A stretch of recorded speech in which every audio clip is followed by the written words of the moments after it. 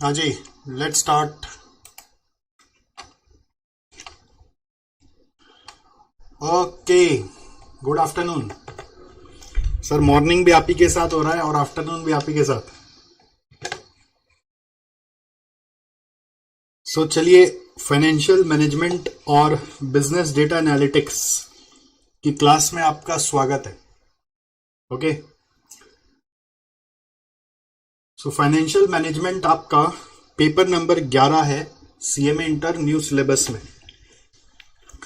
इसके पहले क्या होता था, आपका ओल्ड सिलेबस जो था उसमें फाइनेंशियल मैनेजमेंट और कॉस्ट मैनेजमेंट सब्जेक्ट कंबाइन किया हुआ था 50-50 मार्क्स के लिए। ओके, तो इस न्यू सिलेबस में इंस्टीट्यूट ने क्या किया, कॉस्ट को पूरा 100 मार्क का बना दिया, मैनेजमेंट अकाउंटिंग, और फाइनेंशियल मैनेजमेंट 80 मार्क का कर दिया। डेटा एनालिटिक्स 20 मार्क का डाल दिया। ठीक है, तो इस तरह से इंस्टीट्यूट ने कॉस्ट सब्जेक्ट और फाइनेंशियल मैनेजमेंट सब्जेक्ट का इंपॉर्टेंस आपके यहां पे बढ़ा दिया। तो ये जो इंपॉर्टेंस इंस्टीट्यूट ने बढ़ाया उसके कारण क्या हुआ, जो टैक्स सब्जेक्ट था जिसमें डीटी आईडीटी अलग अलग आता था उसको कंबाइन करके 100 मार्क का कर दिया। ठीक है, तो टैक्स 100 मार्क का कर दिया 200 मार्क से, उसके जगह कॉस्ट को बढ़ा दिया और एफएम को बढ़ा दिया। समझ गए क्यों? इसका रीजन बहुत सिंपल है। आपका इंस्टीट्यूट चाहता है कि आप एज अ कॉस्ट अकाउंटेंट सबसे ज्यादा इंफेसिस कॉस्ट और मैनेजमेंट अकाउंटिंग सब्जेक्ट पे करेंगे। कॉस्ट अकाउंटिंग 100 मार्क का ग्रुप 1 में, मैनेजमेंट अकाउंटिंग 100 मार्क का ग्रुप 2 में, और थोड़ा ज्यादा इंपॉर्टेंस फाइनेंशियल मैनेजमेंट पे करें, जो कि पहले इंपॉर्टेंस थोड़ा सा कम था, अब थोड़ा बढ़ा दिया गया। दूसरा बात, एक नया सब्जेक्ट इसके साथ जोड़ा गया है which is business data analytics. आपको थैंकफुल होना चाहिए आपके इंस्टीट्यूट के लिए कि ऐसा जो सब्जेक्ट है वो आपको पढ़ने का मौका मिला।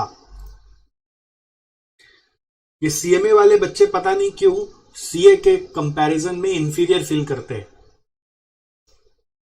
मैं बार बार एक ही चीज पे इंफेसिस करता हूं, और प्रॉब्लम क्या पता है, माँ बाप आपके इंफीरियर फील नहीं करते कि मेरा बेटा कॉस्ट अकाउंटिंग कर रहा है और चार्टर्ड नहीं कर रहा। न टीचर फील करते, न जॉब में जब आप जाओगे तो वो फील करते, खाली आप ही फील करते हैं। अभी चार्टर्ड अकाउंटेंट वाले को जाके पूछना, बोल तो बिजनेस डेटा एनालिटिक्स में क्या है, उनको आइडिया भी नहीं है। तो यहां तो आपका एज क्रिएट कर दिया गया है। You have something extra which they can not even think of. Data analytics को लेकर एक पोर्शन बनाना, यह सच में करेज की बात है। इंस्टीट्यूट चाहता है कि आप मॉडर्न वर्ल्ड में जो बातें हो रही है, जो पढ़ाई चल रही है, उससे जुड़े, आप पीछे न रहे, इसलिए यह पोर्शन आपके सिलेबस में डाल दिया। हालांकि अभी ये डेटा एनालिटिक्स का पोर्शन 20 मार्क्स का ही इस पर्टिकुलर सब्जेक्ट में है।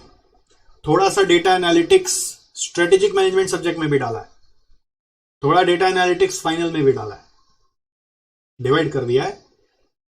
डेटा एनालिटिक्स अपने आप में एक अलग साइंस है, उसकी क्लासेस अलग होगी। हमारे यहां पे डेटा एनालिटिक्स के एक एक्सपर्ट टीचर हैं, स्पेशलिस्ट टीचर हैं, वो आपको उसकी क्लास कराएंगे।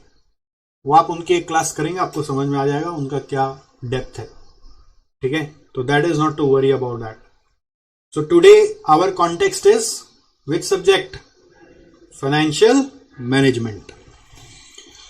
सो फाइनेंशियल मैनेजमेंट का थोड़ा सा एक बार ब्रीफ जानते हैं, बट उसके पहले मैं वापस आपको बता दूं कि जो भी सब्जेक्ट आप एसजेसी में पढ़ते हैं उसको पढ़ाने का हमारा 2 गोल है। गोल नंबर 1 है कि आपको एग्जाम पास कराना है। पास बोलने से मतलब ये नहीं कि जस्ट 40 दिलवाना है या 50 दिलवाना है, इज्जत से पास कराना है, मतलब अच्छे मार्क्स से पास कराना है। मैं आपको बता दूं, हम अकेले नहीं, हमारे एसजेसी में जितने भी टीचर्स हैं, एट द सेम टाइम जितने भी स्टाफ मेंबर्स हैं, सबका एक ही गोल चलता है, कैसे बच्चा पास होगा, क्या चेंज करे जिससे बच्चा पास हो जाएगा। एट द सेम टाइम आपको नॉलेजेबल पर्सन भी बनाना है, दोनों हमारा गोल है। बहुत बच्चों का एक रिक्वायरमेंट रहता है कि क्लास जल्दी जल्दी खत्म हो जाए और कम से कम में खत्म हो जाए। सच बात बताए तो ये हम भी चाहते हैं, क्योंकि मेरा भी तो फायदा है। अरे कॉस्ट का टीचर है तो कॉस्टिंग तो आता है ना हम लोग को। जल्दी जल्दी खत्म हो जाएगा तो क्या फायदा होगा, कॉस्ट कम लगेगा एक बैच को पढ़ाने में, करेक्ट। लेकिन मजबूरन क्या होता है कि हम लोगों का क्लास थोड़ा सा एक्स्ट्रा चला जाता है कभी कभी, या क्लास का एक डेप्थ रहता है हर समय। इसका रीजन क्या है?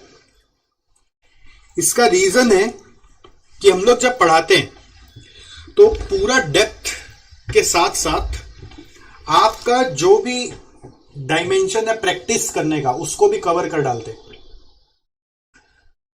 मतलब हमारे क्लास में पढ़ने के बाद बहुत बार ऐसा होता है कि बच्चे पढ़ाने उतर जाते हैं।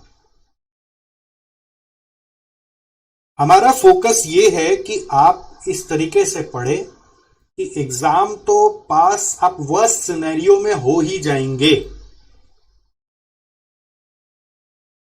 देखिए कई जगह क्लासेस ऐसे भी होती है जहां पर सिर्फ सीधा भी चैप्टर चालू किया और सीधा का सीधा बोला क्वेश्चन नंबर 1 करो और क्वेश्चन से समझाया गया। बट हम कैसे स्टार्ट करते हैं? हम पढ़ाते हैं कि सब्जेक्ट का बैकग्राउंड क्या है, क्यों ये सब्जेक्ट पढ़ना है एज अ कॉस्ट अकाउंटेंट, ये सब्जेक्ट कंपनी में क्या रोल प्ले कर रहा है, फिर सब्जेक्ट को समझा रहे हैं। उससे क्या फायदा होता है कि जब क्वेश्चन आता है ना तो आंसर अपने आप क्लिक करता है। तो एक तरीका है कि हम आपको क्वेश्चन लिख के दिखाएं और उसको क्वेश्चन को समझाएं और आंसर भी आपको समझाएं। और दूसरा तरीका क्या होता है कि हम क्या बोलेंगे कि ये क्वेश्चन है, आंसर तुम बताओ। Right from the first question you will give the answer. अब वो लेवल बच्चे का लाने के लिए हम लोगों को क्वेश्चन के पहले मेहनत करना पड़ता है। समझ गए? ये मेथड ऑफ टीचिंग जो है ना, ये सॉक्रेट्स ने बनाया था, मैंने नहीं बनाया। आप गूगल करके पढ़िएगा सॉक्रेट way of learning, सॉक्रेट way of teaching. एक बहुत जाने माने फिलोसोफर रहे थे सॉक्रेट्स। उन्होंने बोला कि ऐसे पढ़ाना चाहिए कि हर सवाल का जवाब इंट्यूटिवली पढ़ने वाला देने लगे। अगर वैसे कोई पढ़ लिया तो जिंदगी भर पढ़ाई नहीं भूलेगा।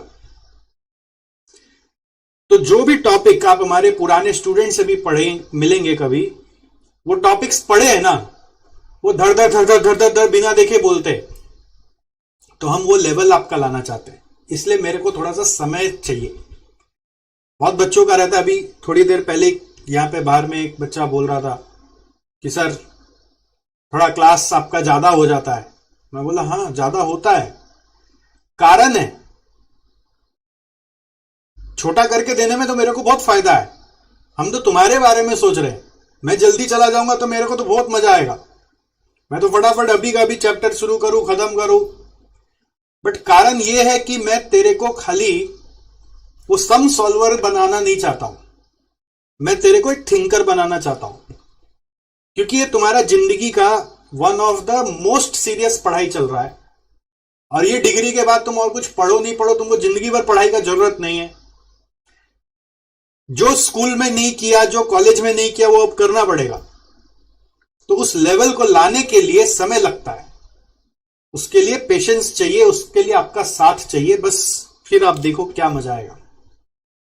बहुत बार आपको दोस्त बोलेंगे आपके कि सतीश सर के यहाँ पे कॉस्टिंग पढ़ने जाओ, एफएम पढ़ने कहीं और जाओ। कई दोस्त लोग आपको बताएंगे ऐसा। हाँ, क्योंकि मैंने कॉस्टिंग बहुत साल से पढ़ा है, एफएम बाद में पिकअप किया था। तो जो बाद में पिकअप किया उसका थोड़ा बाद में नाम आता है, जो पहले पिकअप किया उसका पहले नाम आता है। लेकिन मैं आपको ये बता देता हूं, जो एफएम पढ़ते हैं वो ये बात बोलते हैं कि सतीश सर के यहाँ पे कॉस्टिंग से ज्यादा मजा एफएम पढ़ के आता है। आपने कॉस्टिंग में तो एक नाम सुना ही, बट एफएम जब आप पढ़ते हो तो लोग ये बोलते हैं ज्यादा मजा एफएम पढ़ के आता है, कॉस्टिंग से भी ज्यादा मजा आता है। इसका दो कारण है, एक तो बच्चों का भी इंटरेस्ट होता है इस सब्जेक्ट में, और दूसरा मेरा भी इंटरेस्ट ज्यादा है। नाम से कोई मतलब नहीं, इंटरेस्ट का बात है। ठीक, मोर ओवर आप ये जो डिग्री कर रहे हैं ये फाइनेंस का डिग्री है, आप फाइनेंस के स्पेशलिस्ट माने जाते हैं, तो फाइनेंशियल मैनेजमेंट अपने आप में एक अट्रैक्शन है। ठीक है, तो अभी मैं हाल में अहमदाबाद गया था ना, तो एक स्टूडेंट मिला, उससे मैं पूछा ऐसे ही बताओ अभी मेरे से पढ़ा हुआ कौन सा टॉपिक तुमको याद है। अचानक मिलने आया तो ऐसे ही पूछा, तो फाइनेंशियल मैनेजमेंट बड़ कॉस्ट ऑफ कैपिटल चैप्टर है आपका, वो सुनाने लग गया। तो मैं ये चाहता हूं कि आपका भी लेवल ऐसा आ जाए कि पढ़ाई मतलब प्रेशर वाला ना हो, रिवीजन कम भी हुआ तो भी एग्जाम दे के आ जाएंगे, स्ट्रेस नहीं बिल्डअप होगा। वो तभी पॉसिबल है जब आप क्लास ढंग से करेंगे। ठीक है, क्लास ढंग से करना पहला आपका गोल है। गोल नंबर 1 क्या है? क्लास ढंग से करना, मेरे साथ चलना पड़ेगा। ओके, फटाफट का गुंजाइश रखने के लिए कॉम्प्रोमाइज हो जाएगा। मेरे को क्या, मेरे को तो बड़ा मजा आएगा, मेरा टाइम बचेगा, मेरे को तो सब लोग बोलते हैं जल्दी करो, बट मैं ये सोचता हूं कि यार ये बच्चा फिर अलग अलग नाम से जाना जाएगा, लोग बोलेगा यार ये कैसा चतुरामलिंगम आ गया। मैं चाहता हूं ये लड़का को लोग एडमायर करे, ये बच्चे को लोग एडमायर करे कि यार ये इसका नॉलेज सही है, इससे बात करो तो इसका दिमाग चलता है। बहुत बार ऐसा हुआ है कि इंटर पास करने के बाद आप लोग का इंटरव्यूज होता है ना इंटर्नशिप के लिए, वो सब में ये सब जो क्वेश्चन पूछता है, तो ऐसे ऐसे बच्चे लोग का सिलेक्शन हुआ है जिसको खुद पे कॉन्फिडेंस नहीं था कि मेरा कभी सिलेक्शन हो जाएगा। क्यों? क्योंकि इंटरव्यू में सवाल फाइनेंशियल मैनेजमेंट और कॉस्ट अकाउंटिंग का पूछा और धर धर धर धर धर धर धर धर धर धर धर धर बिना देखे बोला, और बाकी सब्जेक्ट पूछ लेता ना सर तो नहीं होता। कॉस्ट अकाउंटिंग और फाइनेंशियल मैनेजमेंट जो पूछता है उसमें तो रिवीजन का जरूरत नहीं पड़ता, ऐसे धर धर धर धर आंसर निकलता है। तुम चाहते आपका लेवल आए, वो लेवल आएगा कैसे?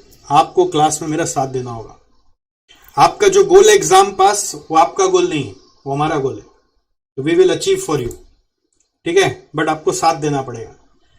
आप क्लास ही नहीं करोगे, मैं कुछ नहीं कर पाऊंगा।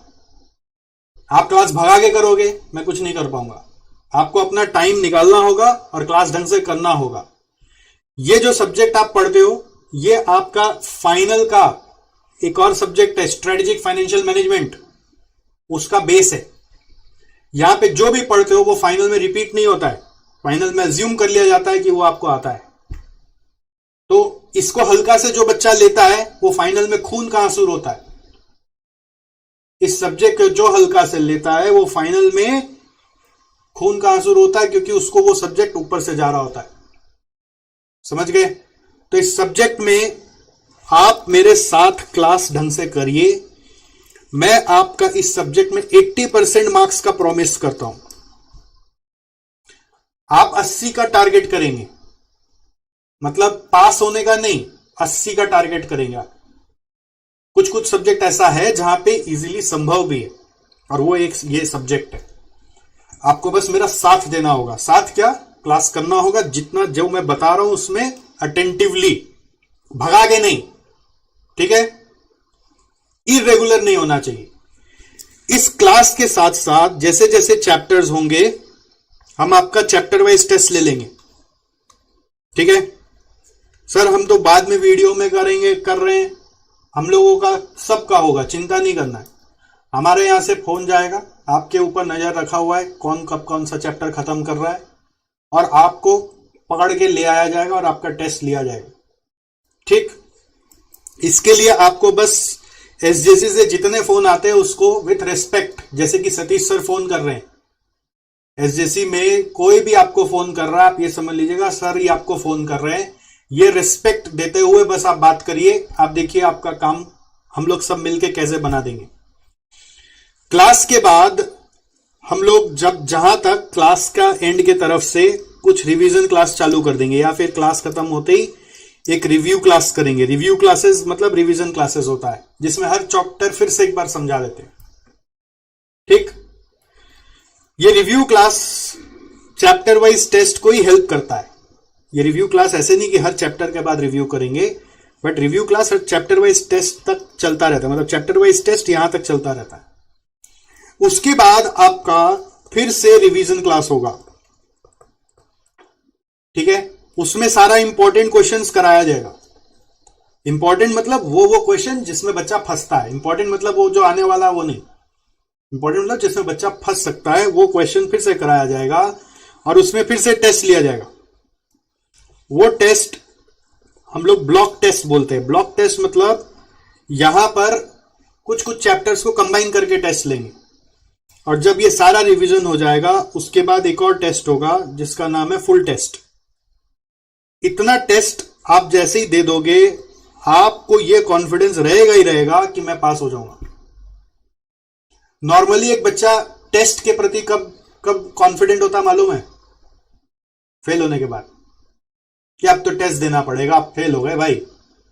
बट हम नहीं चाहते आपके साथ वो नौबत आए। आपसे, आपके अंदर से टेस्ट का सारा डर आपका निकाल देंगे by compulsorily bringing you into this. ये सारा टेस्ट हम लोगों के लिए एक्स्ट्रा कॉस्ट पे आता है। आपसे कोई अलग से फीस चार्ज नहीं किया जा रहा है।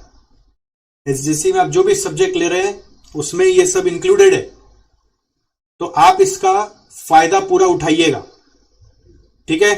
टेस्ट से घबराइएगा नहीं। जब जब घबराहट आएगा हम लोगों से मिलिएगा, हमारे प्रतिनिधि से बात करिएगा, ठीक। क्लास करते समय कोई भी डाउट आएगा तो डाउट का 2 सॉल्यूशन है। सॉल्यूशन नंबर 1, टेलीग्राम ग्रुप में जाएंगे, जो इस बैच का टेलीग्राम ग्रुप है, उधर एक दूसरे को हेल्प करेंगे, हेल्प वन अनदर। इससे क्या होता है, आपका भी कॉन्फिडेंस बढ़ जाता है सब्जेक्ट पे कि मैंने बताया, पता है मैं ही सिखा दिया उसको, ठीक। टेलीग्राम ग्रुप देखने का एक टाइम फिक्स कर लीजिए, क्या, ब्रेक टाइम, कन्वेंस टाइम, ठीक है, रास्ते में आने जाने का समय यूज करिए। जो भी होमवर्क वगैरह मिलेगा यहां डिस्कस करिए, ठीक है। कोई सम को फिर से डिस्कस करना है, फिर से कोई सम में डाउट है, फिर से कोई भी क्वेश्चन को करना है, वो टेलीग्राम में करिए, ठीक है। एक दूसरे से पूछिए और हमेशा ये सोच से टेलीग्राम में जाएंगे कि चल मैं किसी का हेल्प करके आता हूं। ये सोच से नहीं कि मैं हेल्प लेने जाता हूं। खाली लेने के भाव से जाओगे तो कोई हेल्प नहीं मिलता है। सेकेंड नंबर, ये टेलीग्राम ग्रुप के अलावा, टेलीग्राम चैनल नहीं, ग्रुप मतलब ये बैच का एक अलग ग्रुप बनता है, वो आपको ऐड करेंगे उसमें। सेकेंड नंबर, आप मेरा व्हाट्सएप नंबर नोट कर लीजिए, 9339959877। इस नंबर पे आप अपना एकेडमिक क्वेरी मेरे को भेज सकते हैं। बट सिंस जैसे देखो जो बच्चे फेस टू फेस आ रहे हैं उनको तो जरूरत ही नहीं पड़ेगा। फेस टू फेस में आते हो और अगर आप क्वेरी भेजोगे तो सॉल्व नहीं करेंगे। हाँ, कोई इंफॉर्मेशन देना अलग बात है, क्योंकि आप तो आओगे तो आप फेस टू फेस सॉल्व कराना। ये उन बच्चों के लिए है जो ऑनलाइन या फिर जो वीडियो में क्लास कर रहे, और it's only for academic queries. मतलब कोई पर्टिकुलर जगह फंसे हो तो होमवर्क चेक नहीं कराओगे, कोई पर्टिकुलर कंसेप्ट में कोई क्लैरिफिकेशन चाहिए तब, ठीक है। इसका भी प्रोटोकॉल है कि क्वेश्चन एंड आंसर का स्क्रीनशॉट भेजना पड़ेगा, या कोई भी मैट से जहां से पूछ रहे हो उसका स्क्रीनशॉट।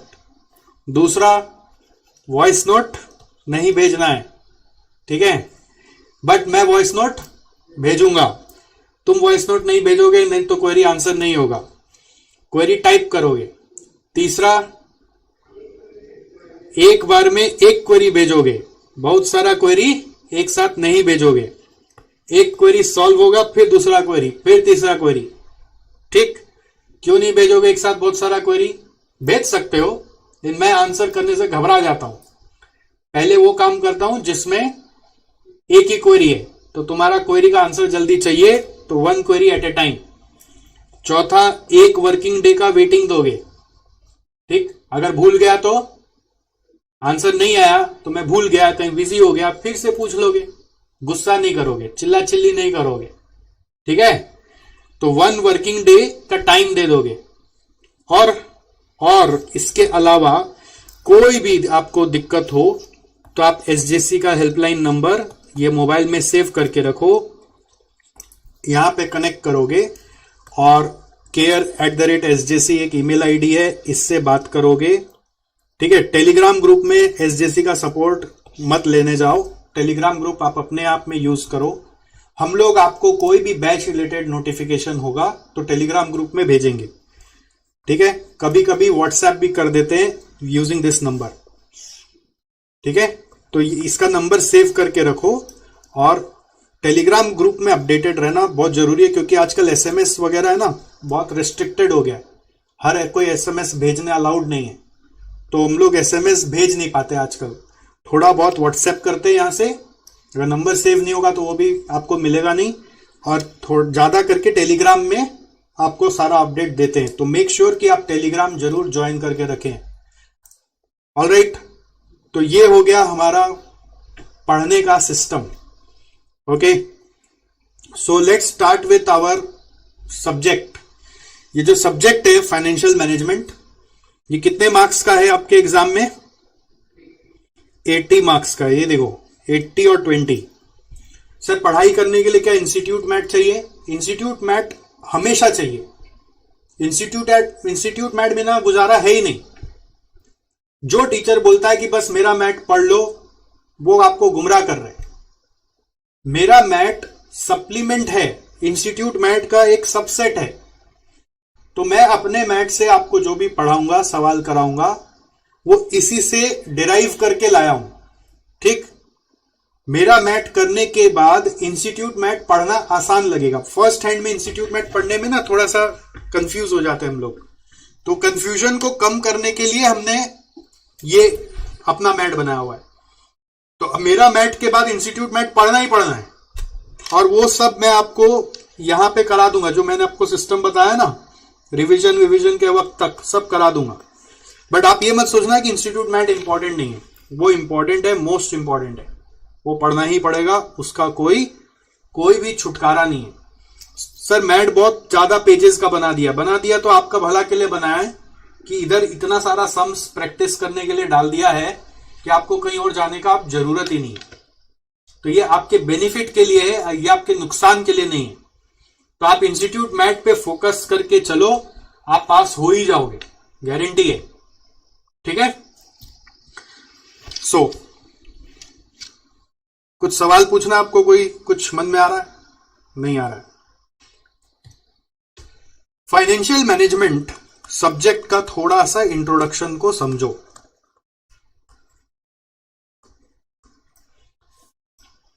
ओके, खाली कॉपी में हेडिंग दे दो फाइनेंशियल मैनेजमेंट।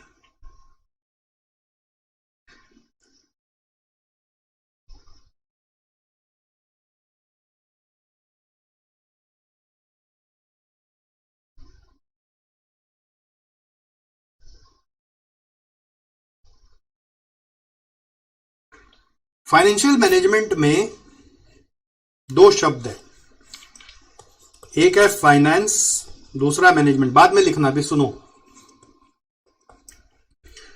फाइनेंस मतलब क्या होता है?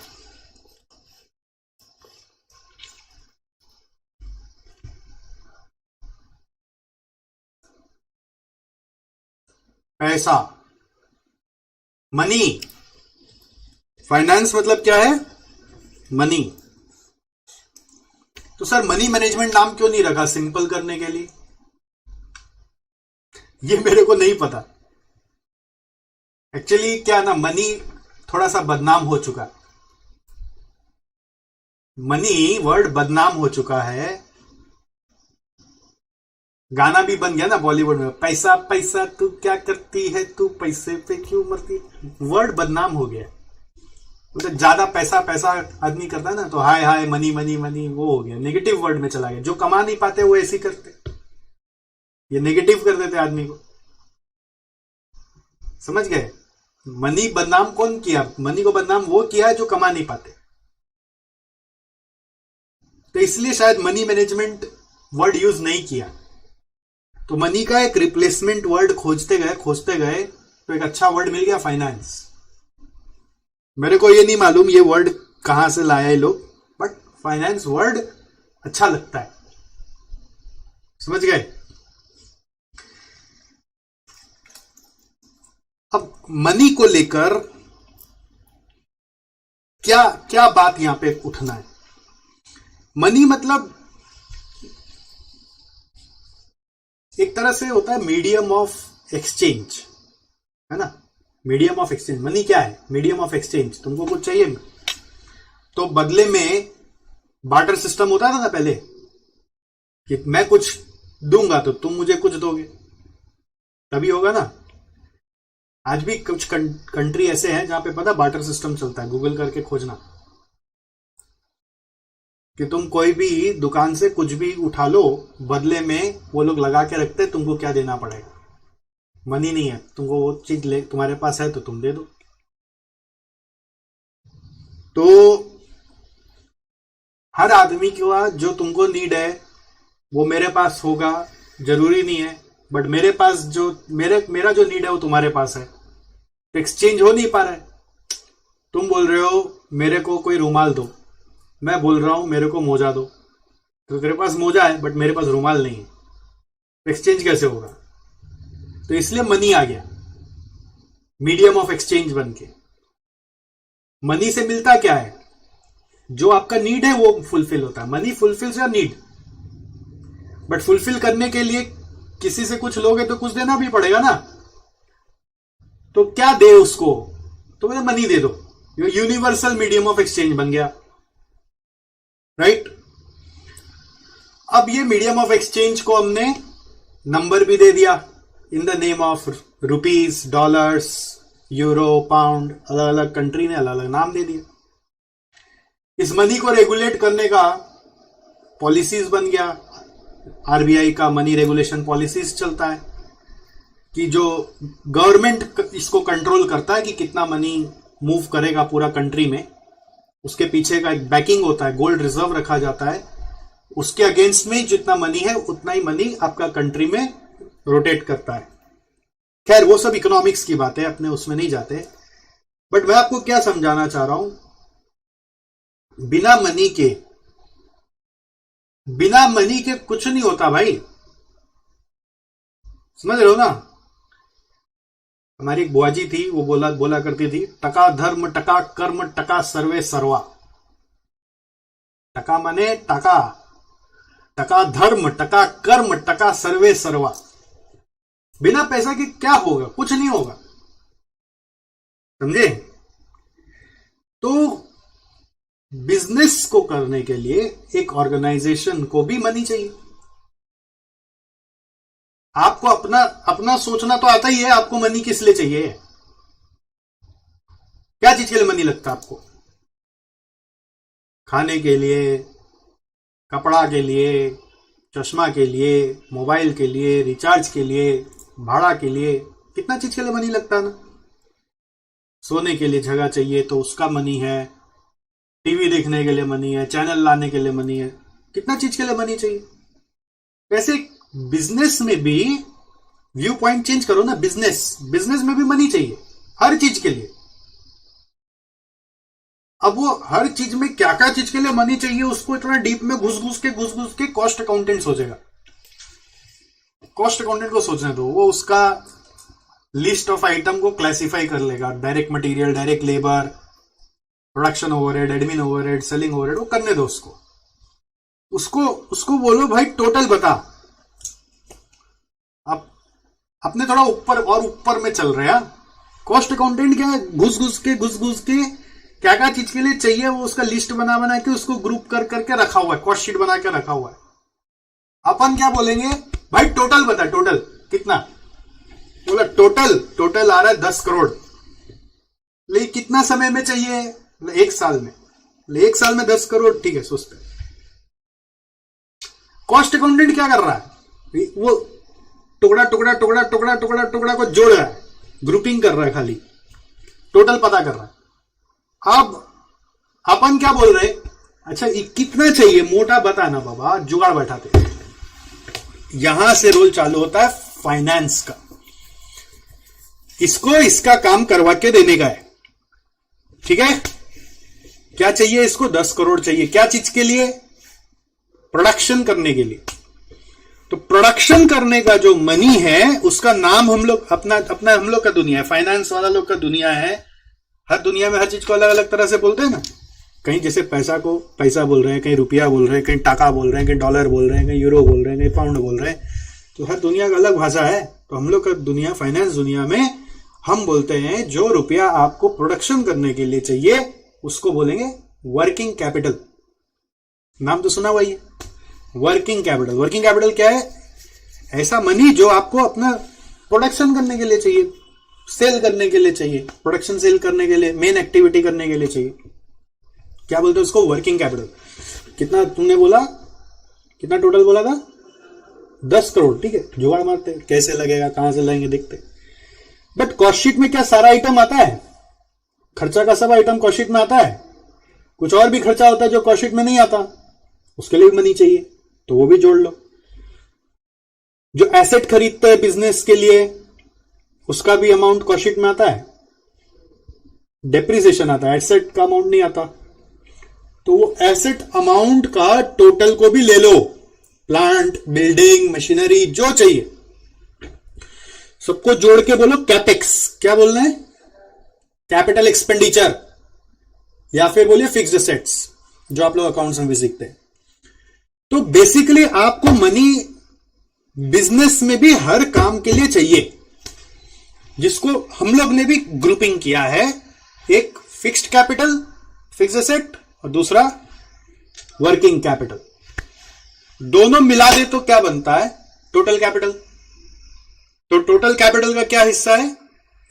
फिक्स्ड कैपिटल और वर्किंग कैपिटल। ये जो टोटल कैपिटल है इसी को आप फाइनेंस बोल सकते हैं, मनी भी बोल सकते हैं। बिजनेस के लिए जो मनी चाहिए ना उसको बोलते हैं कैपिटल। मनी क्या है ना? पर्सनल यूज के लिए, ठीक है। ये पर्सनल है। तुमको क्या चाहिए? मनी। तुमको क्या चाहिए? मनी। मेरे को क्या चाहिए? मनी। बट बिजनेस को मनी नहीं चाहिए। बिजनेस को क्या चाहिए? कैपिटल। ठीक है, घर जाके पापा से कैपिटल मांगोगे ना तो क्या कर रहा है? धंधा वंदा खोल रहा है क्या?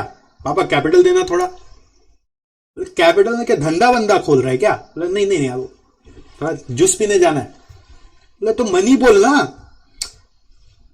और यही बिजनेस के लिए अगर पैसा चाहिए तो क्या बोलेगा? भैया मनी दीजिए। मतलब मनी मतलब क्या भिखमंगा आदमी है क्या? तुम पर्सनल यूज के लिए पैसा मांग रहा है क्या? बोला नहीं नहीं, बिजनेस में मशीन लाना है तो कैपिटल बोलना। चीज एक ही है, बस कॉन्टेक्स्ट अलग हो गया। तो वर्ड कैपिटल माने बिजनेस, वर्ड मनी माने पर्सनल यूज। तो पर्सनल यूज का पढ़ाई अभी नहीं कर रहे, अपने कंपनी के एंगल से पढ़ाई कर रहे, इसलिए कैपिटल। ठीक, तो ये कैपिटल चाहिए। क्या चीज के लिए चाहिए? दो कैपिटल बताया ना, फिक्स कैपिटल और वर्किंग कैपिटल चाहिए। अब प्रॉब्लम क्या है? मान लीजिए दोनों मिला के चाहिए 20 करोड़ रुपया, 10 करोड़ इसका, 10 करोड़ इसका। प्रॉब्लम क्या? पैसा है नहीं। तो अब क्या करें? भगवान के नाम पे दे दे बाबा, क्या करे? इसी को बोलते हैं मैनेजमेंट। पैसा होता इतना तो फिर पढ़ाई का जरूरत ही क्या था? जो चीज है उसका पढ़ाई करते हैं क्या? पढ़ाई किस लिए कर रहे हैं? जो चीज नहीं है भाई कैसे आएगा? इसलिए तो बुद्धि लगाना पड़ेगा। इसलिए मैं मैनेजमेंट वर्ड में क्या यूज करता हूं मालूम? सूखे में नाव चलाना। क्या यूज करता हूं समझे? एक कहावत सुने, सूखे में नाव चलाना? नहीं सुने? ये एक मुहावरा है।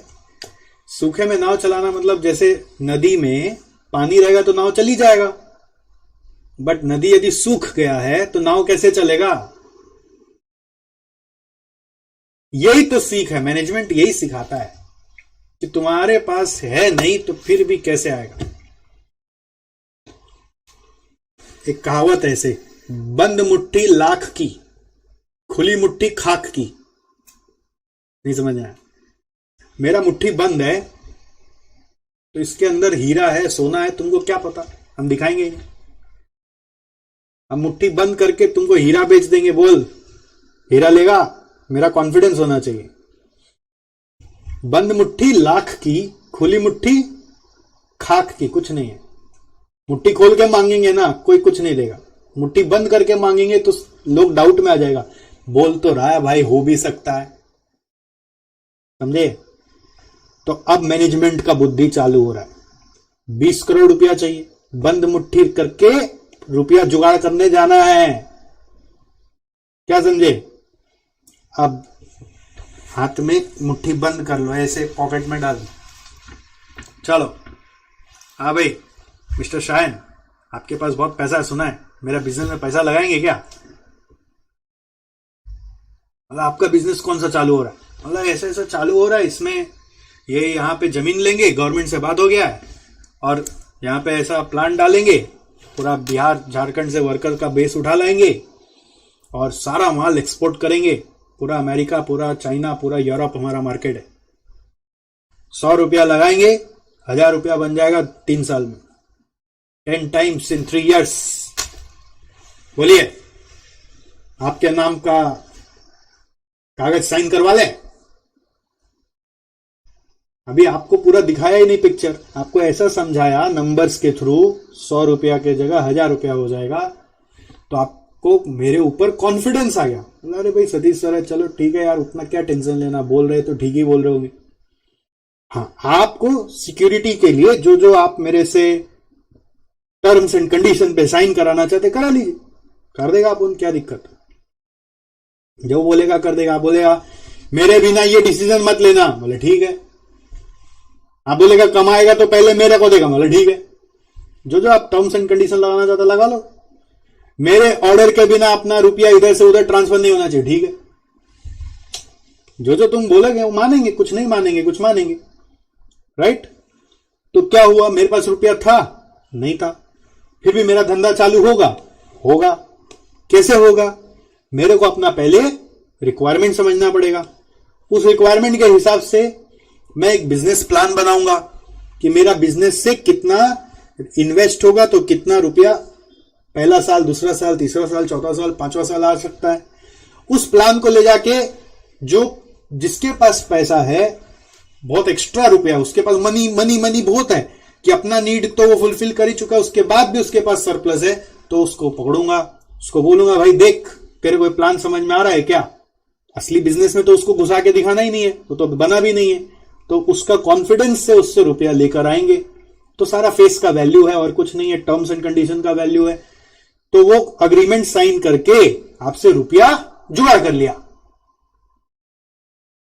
ये है मैनेजमेंट, सूखे पे नाव चलाना। मतलब मेरे पास पैसा नहीं है, आप ऐसा भी बोल सकते हो। कंडीशन बहुत सारा तरीका। आप बोला रुको कितना चाहिए, 20 करोड़। हाँ, मतलब तो आप पूछ रहे आप अपना कितना लगाए पहले ही बताइए।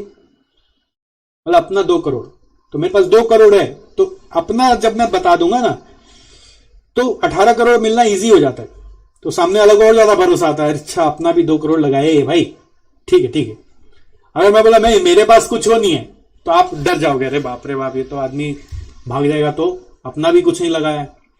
तो टर्म्स एंड कंडीशन का वैल्यू है, आदमी का फेस का वैल्यू है, और रुपया मिल जाता है, राइट?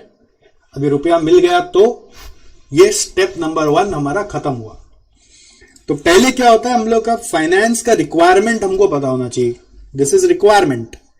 रिक्वायरमेंट के बाद प्रोक्योरमेंट करने चले जाते हैं। प्रोक्योरमेंट मतलब आपसे लेके आए ना रुपया, अभी ऐसे प्रोक्योर करने जाते हैं। अब प्रोक्योर जब करने जाते हैं तो अलग अलग तरह के लोग मिलते हैं, अलग अलग तरह का टर्म्स होता है, अलग अलग तरह का कंडीशन होता है। प्रोक्योरमेंट जब करने जाते हैं तो टर्म्स एंड कंडीशन में एक चीज जरूर आता है, वो है कॉस्ट ऑफ कैपिटल। कैपिटल मतलब समझ में आया? तो इस कैपिटल का कॉस्ट होता है। कॉस्ट कैसे होता है? एक तो आपके पास जाएंगे आएंगे, भाड़ा लगेगा, आपको चाय पानी पिलाएंगे, उसका खर्चा लग जाएगा। हम भी सूट बूट पहन के जाएंगे, उसका खर्चा लगेगा। कोई एजेंट के थ्रू आपके पास आएंगे तो एजेंट कमीशन ले लेगा, ठीक। दूसरा केस क्या हो सकता है कि आप मान लीजिए बदले में बोल रहे हैं कि टर्म्स एंड कंडीशन पे मेरे को कुछ भी हो, देखो भाई मेरा रुपया है तो मेरे को भी तो कुछ रिटर्न तो चाहिए ना, तो बदले में मेरे को साल का 15% चाहिए ही चाहिए, तभी मैं रुपया देगा। मैं बोला भाई ऐसा कंडीशन है तो क्या करेगा भाई, ठीक है अपन भी साइन कर दिया, रुपया तो चाहिए था, तो 15% अग्री कर गया, तो 15% मेरा कॉस्ट ऑफ कैपिटल हो गया कि वो रुपया के पीछे एक एक्स्ट्रा मेरे को चार्ज देना पड़ रहा है, तो वो कॉस्ट है, तो प्रोक्योरमेंट हो गया।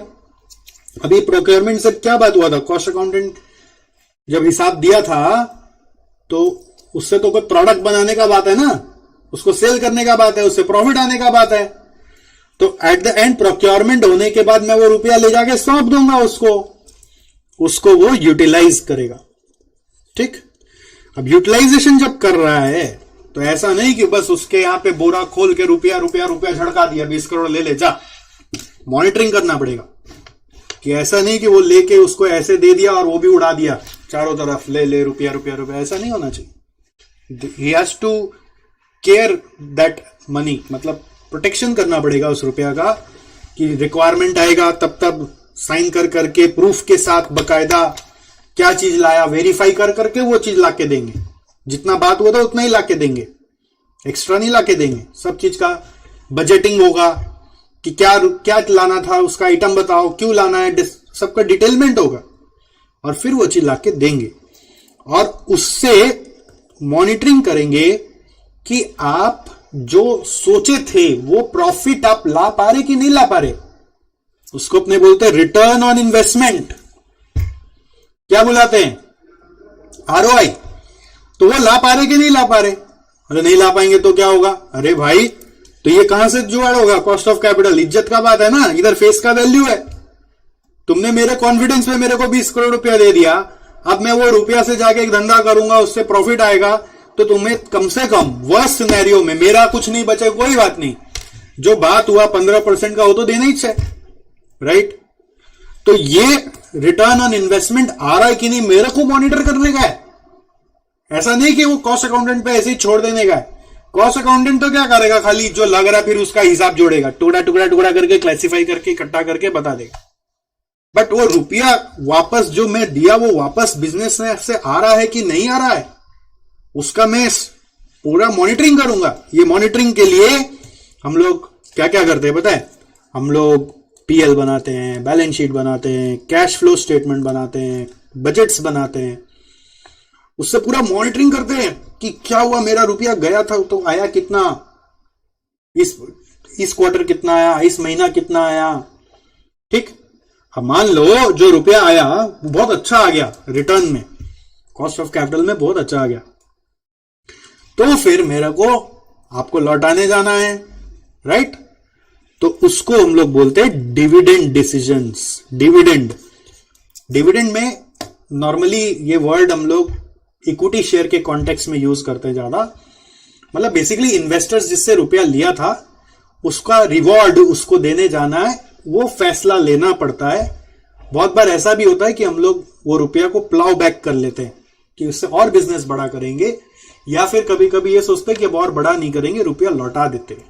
तो वो भी सोचना पड़ता है कि लौटा दे कि प्लाउ बैक करे, कि उससे फिर जाके बात कर, देखो तुम्हारा रुपया से हम इतना बना लिया, तुमको वापस दे कि बिजनेस को और बड़ा करें। तो अलग अलग लोग होते हैं ना जिनसे रुपया लेने जा रहे, कुछ लोग कुछ सोच रहे, कुछ लोग कुछ सोच रहे, हर एक के पास जा नहीं सकते।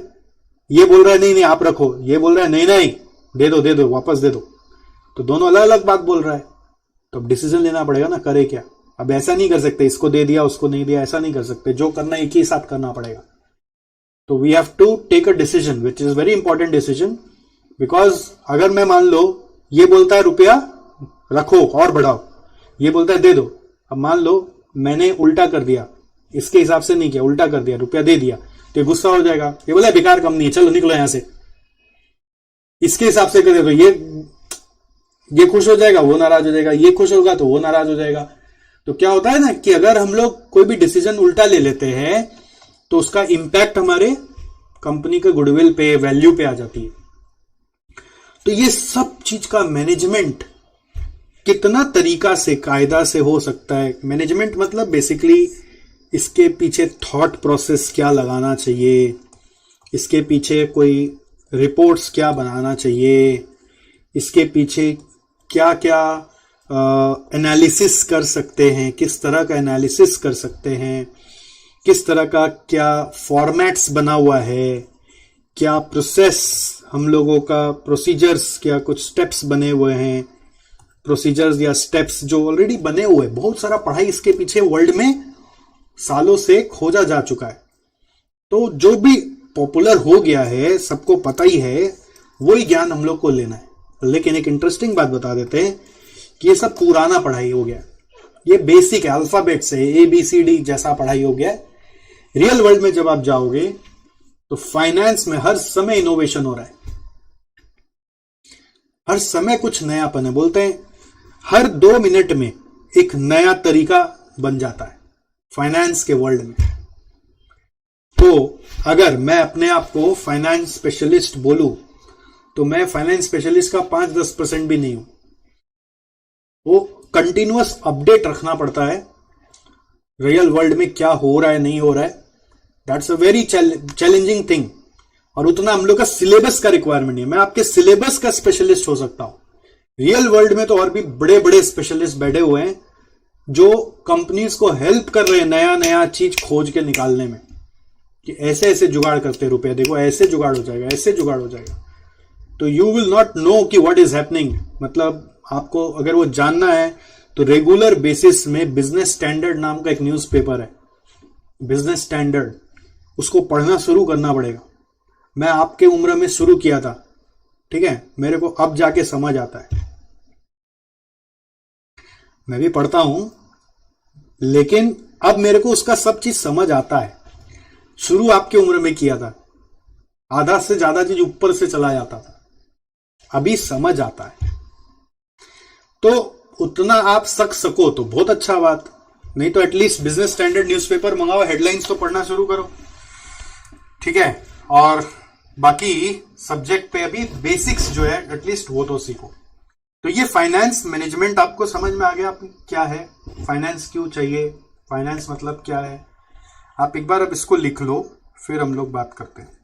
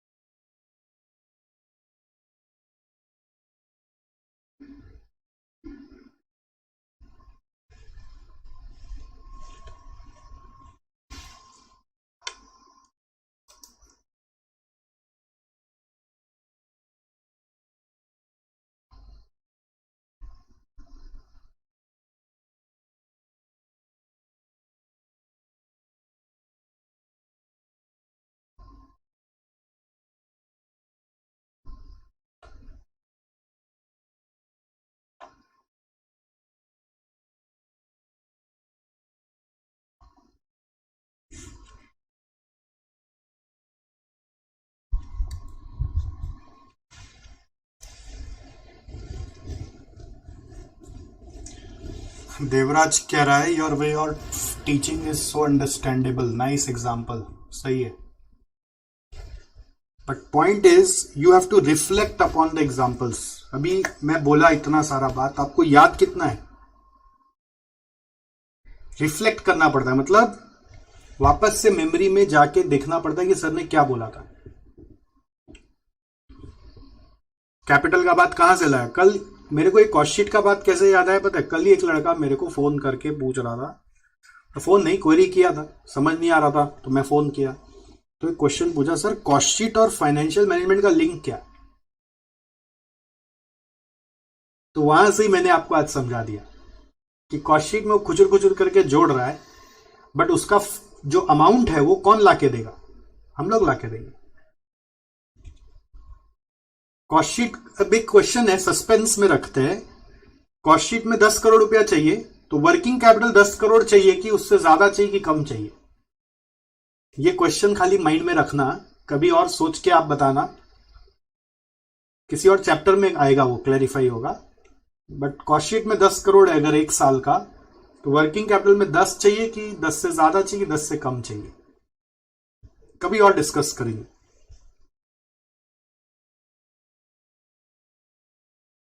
प्रोक्योरमेंट करने के लिए मैं शायन के पास गया, उससे पैसा मांगा, terms and condition, face value, ऐसे स्टोरी याद रखोगे ना तो कॉन्सेप्ट भूलोगे ही नहीं। स्टोरी नहीं भूलना चाहिए।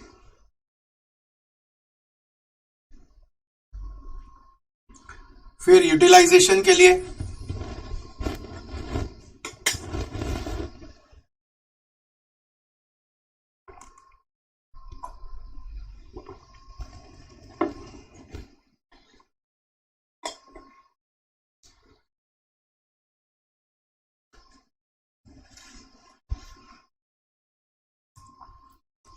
डिविडेंड माने होता है पे आउट। पे आउट मतलब क्या होता है कि कितना रुपया हम लोगों को जो हमने इनकम किया उसमें लौटा देना है, रिटेन करना है कि पे कर देना है।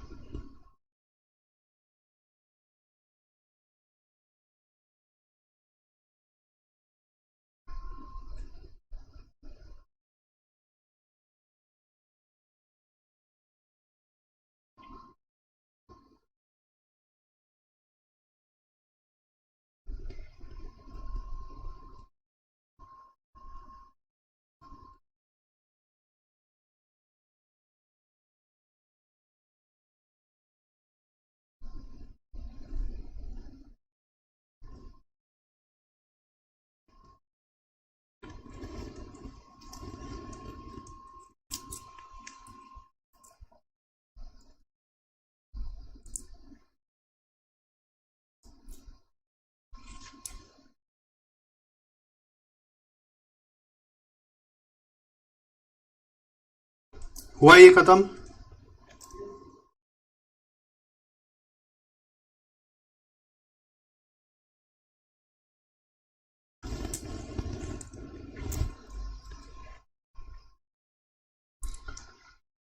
सो हम लोग अभी जो पर्टिकुलर पोर्शन उठा रहे हैं पढ़ने के लिए, मैं यहां पर इंटेंशनली आपका लाइन बाय लाइन नहीं चल रहा हूं, मतलब इंस्टीट्यूट मैट में जो चैप्टर 1 है उस पर नहीं जा रहा हूं, क्योंकि मुझे लग रहा है कि there is some interlink between some other chapters.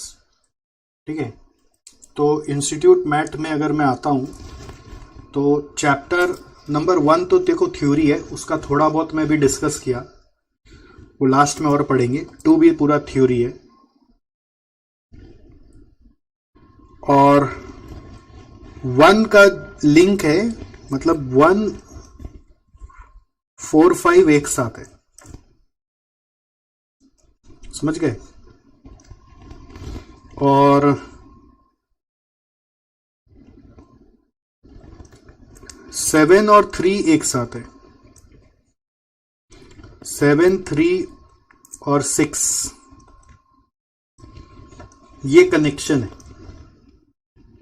2 number पूरा थ्योरी है, फुल थ्योरी है। 1 में भी काफी थ्योरी है, मतलब ये इंटरलिंक्ड है। ओके, तो मेरे को इसीलिए अभी आपको डायरेक्ट चैप्टर 1 खत्म कराने में इंटरेस्ट नहीं है, क्योंकि 1 कराऊंगा तो फिर 4, 5 कराना पड़ेगा। तो ये थोड़ा सा इसका लेवल है ना, थोड़ा सा मतलब ज्यादा है। 1 तो इजी है, चलो फंडामेंटल उसका तो थोड़ा बहुत पढ़ा ही रहे, बट 7, 3, 6 क्या है ना, आप जल्दी ग्रास्प कर लोगे, आपको सब्जेक्ट अकाउंट्स जैसा लगेगा। 7, 3, 6 है ना, अकाउंटिंग जैसा लगेगा। 1, 4, 5 एक अलग मैथमेटिकल पूरा पढ़ाई है उधर, तो ये बाद में करेंगे, ये पहले कराएंगे। ठीक है,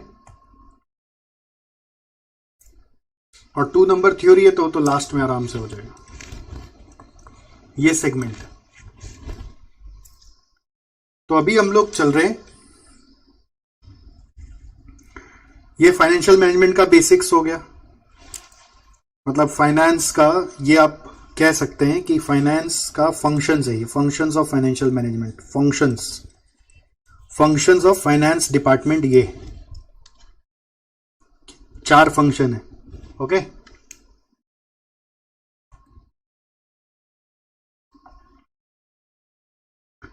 नेक्स्ट आप हेडिंग दो, ऑब्जेक्टिव ऑफ फाइनेंशियल मैनेजमेंट, कि जो हम फाइनेंशियल मैनेजमेंट कर रहे हैं दोस्तों, उसका उद्देश्य क्या है।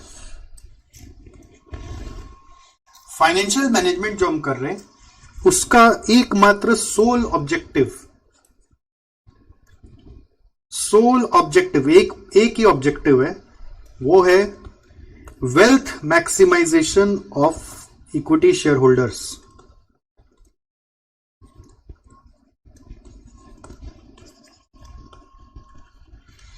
Wealth maximization of equity share holders.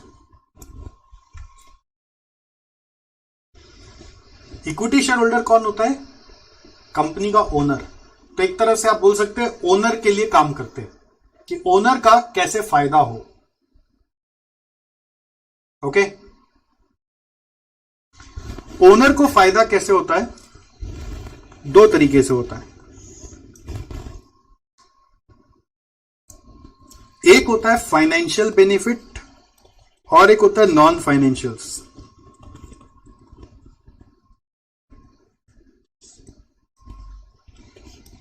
Financial benefit मतलब होता है कि आप पॉजिटिव कैश फ्लोज जनरेट करेंगे, पॉजिटिव रिटर्न्स या फिर पॉजिटिव कैश फ्लोज।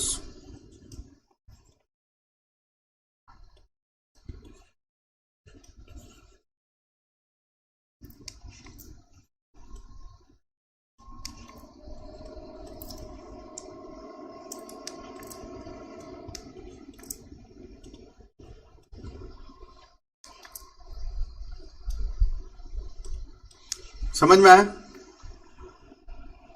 आप ऐसा धंधा करेंगे जिससे आरओआई कॉस्ट से ज्यादा होना चाहिए, इसी को बोलते हैं पॉजिटिव रिटर्न्स लाना है।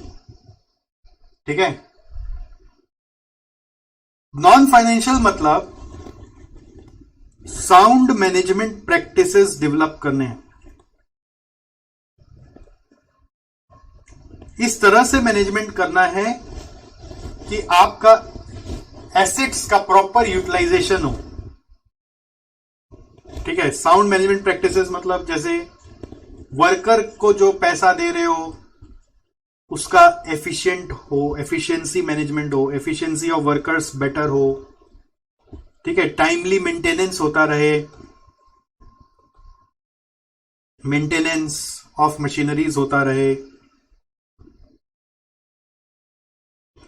मैक्सिमम आउटपुट मशीन से आता रहे। समझ गए? डिसिप्लिन हो, ऑफिस में डिसिप्लिन हो, सारा कंप्लायंसेस आप फॉलो करें, गवर्नमेंट का कोई नियम कानून तोड़े नहीं, अच्छी क्वालिटी का चीज बनाएं। समझे? इससे क्या होता है? गुडविल बनता है। गुडविल, कंपनी का ट्रस्ट क्रिएट होता है। Goodwill creation. पैसा नहीं कमाया अभी कोई बात नहीं, बट गुडविल तो कमा के दिखाओ तो आपको और पैसा मिल जाएगा। जैसे जोमैटो, स्विगी, ये लोग प्रॉफिट नहीं कमाया अभी तक, गुडविल है कि लोग पागल की तरह इसका शेयर्स भी खरीद रहा है, कंपनी पे भरोसा कर रहा है, गुडविल पे खेल रहा है। गुडविल क्रिएशन होना चाहिए। एनवायरमेंट प्रोटेक्शन करना चाहिए। एनवायरमेंट, सोसाइटी के लिए थोड़ा सा ध्यान देना चाहिए कि कोविड आ गया तो थोड़ा फ्री सर्विस दे दिया, ऐसा कुछ।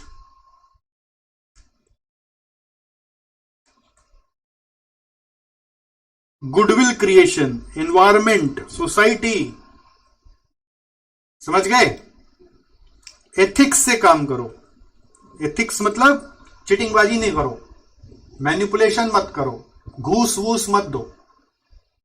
इससे क्या होता है, जो बिजनेस है वो थोड़ा लंबा चलता है, तो आज नहीं तो कल पॉजिटिव कैश फ्लो आ जाएगा, लॉन्ग टर्म सस्टेनेबिलिटी आता है। All this result into long term sustainability,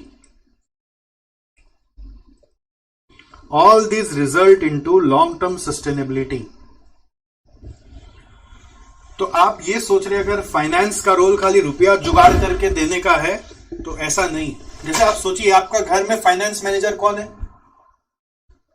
पापा है, ठीक है, पेरेंट्स है एक तरह से। तो पेरेंट्स का जिम्मेदारी खाली यही है क्या कि आपको रुपया लाके दे दिया, बस तुमसे पूछा कितना चाहिए, दे दिया, अब बाकी तुम जो करना है करो, लास्ट में जब रिटर्न्स आएगा तब बात करेंगे। ऐसा नहीं होता है। It's monitoring in everyday affairs. सारा रुपया एक साथ थोड़ी ना पकड़ा देंगे, हिसाब मांग मांग के देंगे, ठीक। और फिर जो भी रुपया, जैसे आप कोचिंग क्लास में आज मेरे पास रुपया दे दिए, तो पेरेंट्स का जिम्मेदारी होता है कि वो रोज पूछे क्या पढ़ा, गया कि नहीं गया, क्लास में आपको भेजे, आप होमवर्क कर रहे कि नहीं, टेस्ट दे रहे कि नहीं, टेस्ट का स्कोर कैसा जा रहा है, आपको और मोटिवेट करते रहे। मतलब इसी से, ये नॉन फाइनेंशियल चीज है, इससे क्या होता है कि आज नहीं भी पास हो पाया तो कल तो हो ही जाएगा। रुपया का रियल वर्थ वहां से आता है, समझे। तो फाइनेंस मैनेजमेंट खाली रुपया पे नहीं फोकस कर रहा है, वेल्थ क्रिएशन पे फोकस कर रहा है। और वेल्थ क्रिएशन खाली रुपया से नहीं होता। कोई बहुत अच्छा लड़का, बच्चा, मान लो घर का बेटी बेटा जो बहुत कमाया नहीं, तो भी घर का एसेट होता है वो। क्यों? क्योंकि गुडविल होता है वो, है ना। उसका बिहेवियर, उसका फैमिली के प्रति केयर, वैल्यूज को समझना फैमिली का। तो कमाना ही इंपॉर्टेंट नहीं है, कमाना एक पार्ट है। अगर ये मिसिंग है नॉन फाइनेंशियल, तो कमाई का कोई वैल्यू ही नहीं है। ऑलराइट, तो फाइनेंस मैनेजमेंट इस चीज पे फोकस करता है, कैसे अच्छी क्वालिटी बनाएं, कैसे कॉम्पिटिटर से और बेटर करके दिखाएं। इसके लिए ये फाइनेंस मैनेजमेंट वाला कहीं ना कहीं मैनेजमेंट अकाउंटेंट से टाई अप करता है, कोलैबोरेट करता है, दोनों मिलके करते हैं कंपनी में काम। आपका जो एक और सब्जेक्ट है ना मैनेजमेंट अकाउंटिंग, वो इसी सोच से हमने बनाया कि आप फाइनेंस वाले उनके साथ मिलके थोड़ा सा और उनको अच्छी क्वालिटी लाने पर, अच्छा बिजनेस चलाने पर हेल्प करें। ओके, ये जो वेल्थ है ना, वेल्थ का कैलकुलेशन अगर हमको करना है कि कंपनी में कितना वेल्थ है, तो वेल्थ वर्ड मतलब हम लोग समझते हैं market value of the company. Word wealth का मतलब क्या है? Market value. और मार्केट वैल्यू कैसे आता है? ये अर्निंग्स ड्रिवेन है। जो ज्यादा कमाता है उसका ज्यादा मार्केट वैल्यू होता है। एक शादी का बाजार चलता है, आपको मालूम है शादी का बाजार? Marriage market. मैरिज मार्केट के बारे में नहीं पता है? हाँ, नहीं, शादी.com का बात नहीं कर रहे, ऐसी शादी बाजार चलता है, बोली लगता लड़का लोग का। हाँ, अरे मजाक की तरह लो इस, तुम ऐसे कोई नहीं, हम नहीं देखा कोई बोली लगता। मतलब क्या, जैसे शादी में ज्यादा डिमांड कौन सा लड़का का होता है? जो आईएएस पढ़ा हुआ है, ठीक है। फिर आईएएस का परिवार वाला से आएगा ना, मेरा लड़का का शादी में 1 करोड़ रुपया लगाना पड़ेगा। रेट निकाला ना उसका, 1 करोड़ क्या चीज का, किस बेसिस से 1 करोड़? अर्निंग्स को ध्यान में रख के ना। फिर दूसरा मार्केट में चलता है डॉक्टर, पता है ना, कमा रहा है कि नहीं कमा रहा उससे मतलब नहीं है, कितना कमा सकता है उससे मतलब है। ओवर द लाइफ वो कितना कमा सकता है उससे मतलब है। तो अर्निंग से मार्केट वैल्यू है। 1 करोड़ का बोली क्या बेसिस पे लगा, कैसा दिखता उसके हिसाब से, उसका कोई मतलब ही नहीं। मतलब किससे है? अर्निंग्स के हिसाब से, ठीक है। ये पुराना जमाना का बात बता रहे आप लोग ऐसे मेरे को लुक दे रहा है जैसे क्या बात करें। ये सोच रही क्या बोल रहे सर, आज का जमाना में ये सब कहाँ चलता। हाँ, नया जमाना में ये सब नहीं चलता। नया जमाना तो लव मैरिज का जमाना है, तो अर्निंग्स वर्निंग्स कोई थोड़ी ना देखता है। एक जमाना था जब लड़की लोग नहीं पढ़ती थी तो लड़की का माँ बाप क्या सोचता था कि ऐसा खानदान में दे जहां लड़का कमाता हो। तो आज भी वही प्रथा चले आ रही है, जाते लड़का से यही पूछता कितना कमाता है। बट आजकल लड़की लोग सिलेक्ट कैसे करती है पता है, उल्टा बोलते लड़का लोग बेटा कमा तो हम भी लेंगे, पढ़े लिखे तो हम भी है, हम लोग भी अब जमाने के हिसाब से चल रहे हैं, तुम ये बताओ घर का काम करोगे कि नहीं करोगे। तो आजकल जजमेंट अलग तरीके से हो रहा है। कपड़ा धोना आता है, बर्तन मांजना आता है, खाना बनाना आता है, ये सब आता है तब हम शादी करेंगे। कमाने का कोई टेंशन नहीं है, तुम मिलके हम दोनों मिलके कमा लेंगे। समझ गए? पुराना जमाना का क्या सिस्टम है, लड़का कमाएगा फिर घर का काम कुछ नहीं करेगा, पूरा अलग हो जाता है वो। ठीक है, तो वाइफ खाली लड़की घर का काम कर रही है और वो कमा रहा है। बट नया जमाना क्या है, साथ चलने का है। समझ गए? तो फ्यूचर के लिए आपको टिप्स दे दिया गया है, हेल्प होगा। तो बढ़िया बढ़िया लड़की चाहिए तो घर का काम करने का प्रैक्टिस डाल दीजिए, नहीं तो पढ़ी लिखी लोग आपके साथ क्यों आएगी। क्या समझे? खैर, पुराना जमाना से कंपनी का वैल्यूएशन अर्निंग्स के बेसिस पे चल रहा है। कंपनी का वैल्यूएशन अर्निंग्स पे। अगर कोई कंपनी का सुनने में आता है ना कि मार्केट वैल्यू ये है, मार्केट वैल्यू वो है, तो वो सारा का सारा उसका अर्निंग्स का रिफ्लेक्शन है। अब ये अर्निंग्स नॉर्मली अगर मान लो 10 रुपया है तो मार्केट वैल्यू दिखेगा 50 रुपया, 60 रुपया, 100 रुपया। तो earnings equal to market value नहीं होता है। अर्निंग्स को किसी चीज से मल्टीप्लाई किया जाता है। जैसे मल्टीप्लीकेशन ज्यादातर होता है प्राइस अर्निंग्स रेशियो से। प्राइस अर्निंग रेशियो क्या होता है? ये एक प्राइस निकालने का एक मल्टीपल है।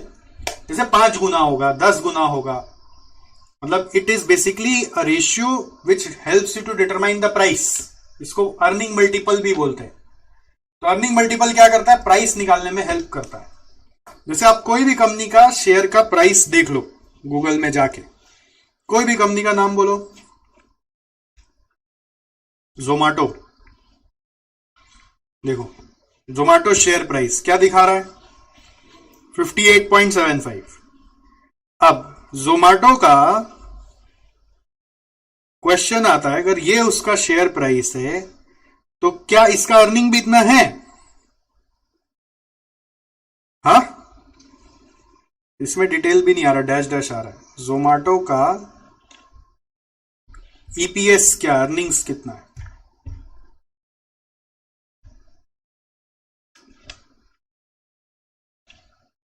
Zomato EPS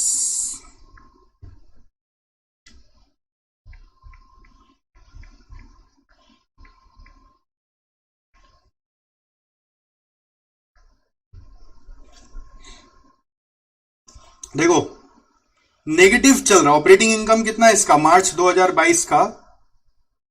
418 crore negative. तो ईपीएस क्या है? नेगेटिव। फिर भी मार्केट में वैल्यू है उसका 58 रुपीज। किस बेसिस पे? फाइनेंशियल नहीं है, नॉन फाइनेंशियल पे।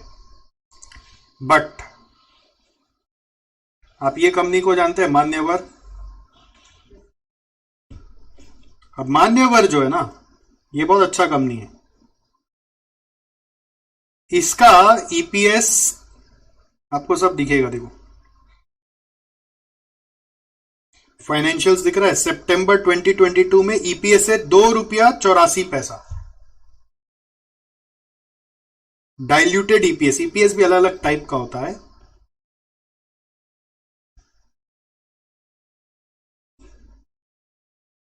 ईपीएस भी अलग अलग टाइप का होता है।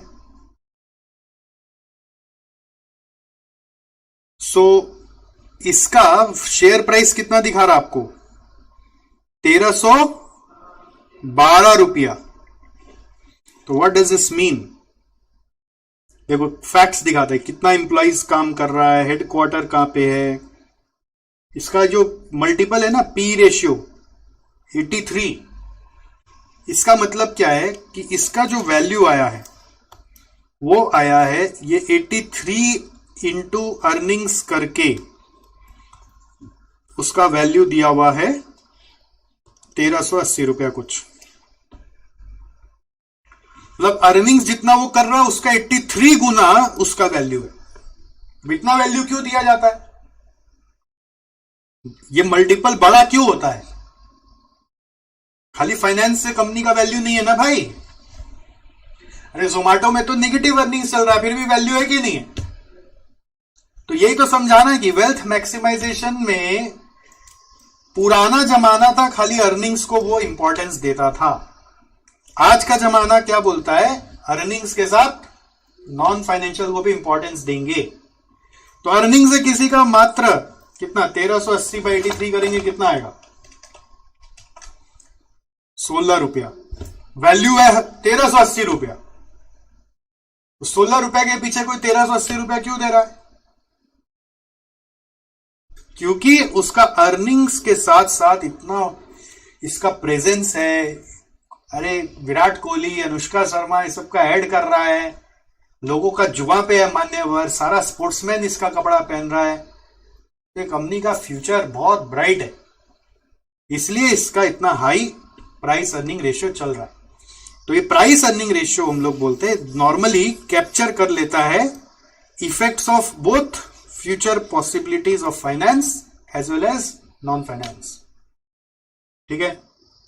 एक दूसरा तरीका आपको सिखाया जाता है जो आगे जाके सीखना पड़ेगा, वो होता है जो भी अर्निंग्स आप कर पा रहे हैं, मान लो 1 साल का, मल्टीप्लाइड बाई इसका प्रेजेंट वैल्यू लिया जाता है, प्रेजेंट वैल्यू फैक्टर। वो प्रेजेंट वैल्यू कैसे लिया जाता है छोड़ दो, अभी आपको आता नहीं होगा, वो आता है तो ठीक है, नहीं आता है तो मतलब हम लोग बोलते हैं कि अर्निंग्स तो फ्यूचर में आएगा ना, टक टक टक टक टक टक टक अलग अलग ईयर में आएगा। तो उन सबको आज का टर्म्स में अगर लाया जाए, आज का प्राइस इंडेक्स पर, क्योंकि फ्यूचर में तो सब चीज महंगा होता चला जाएगा, इन्फ्लेशन आ जाएगा, तो आज उसका वैल्यू कम करके सोचा जाए तो क्या वैल्यू बनता है, उससे भी हम लोग कंपनी का मार्केट वैल्यू डिटरमाइन करते हैं। तो मार्केट वैल्यू को मेजर करने के लिए, मतलब वेल्थ को मेजर करने के लिए मार्केट वैल्यू यूज होता है।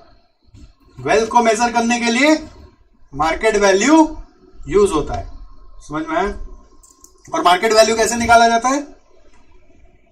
Earnings into price multiple.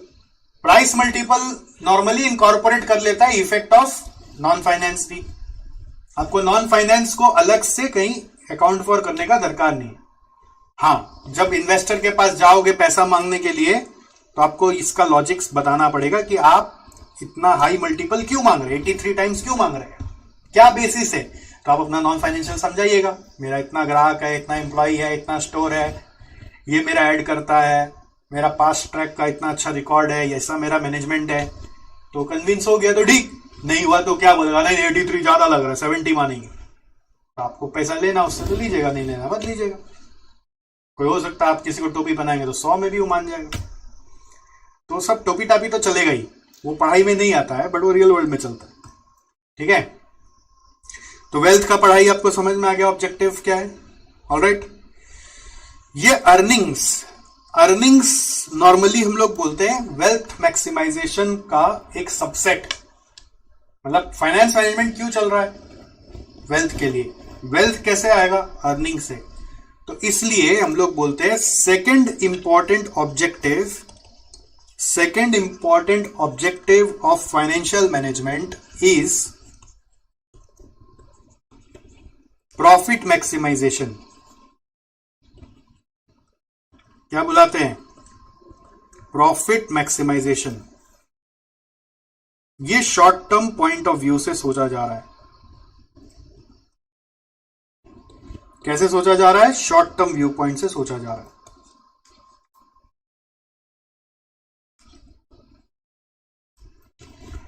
Short term view point से। और वेल्थ कब क्रिएट होगा? वेल्थ लॉन्ग टर्म में क्रिएट होता है। और प्रॉफिट मैक्सिमाइजेशन कब होगा? शॉर्ट टर्म में। प्रॉफिट शॉर्ट टर्म में आएगा, वेल्थ लॉन्ग टर्म में आएगा।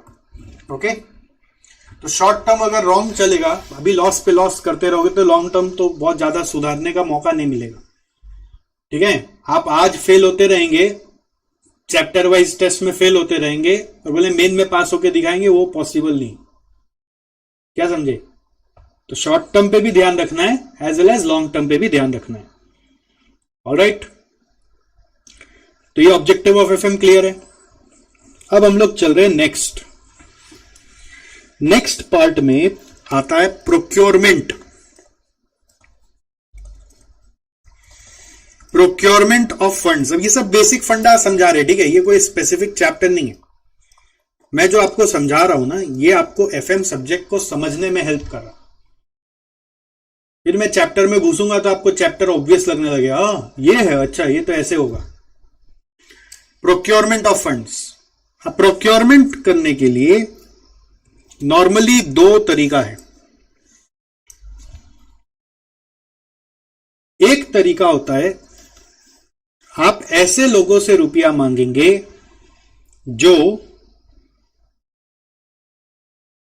पड़ोसी है, फ्रेंड ऑफ फ्रेंड है, रिलेटिव है, बैंक है, बाहर वाले एक्सटर्नल।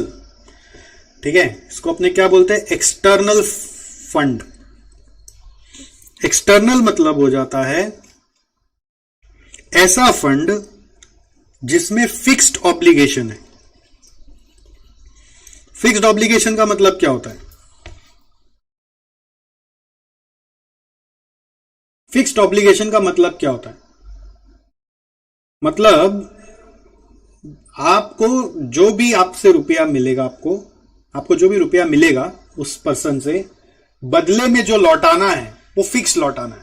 फिक्स हो गया, पहले ही बात हो गया कि इतना 10% पर एनम एक्स्ट्रा देना पड़ेगा। ठीक है, पूरा बात हो गया। फिक्स्ड ऑब्लिगेशन मतलब जो टर्म्स एंड कंडीशन शुरू में बता दिया गया है, बस उतना ही रुपया लौटाया जाएगा। क्लियर है? एक्सटर्नल और फिक्स्ड ऑब्लिगेशन मतलब a fixed cost is to be borne for that capital.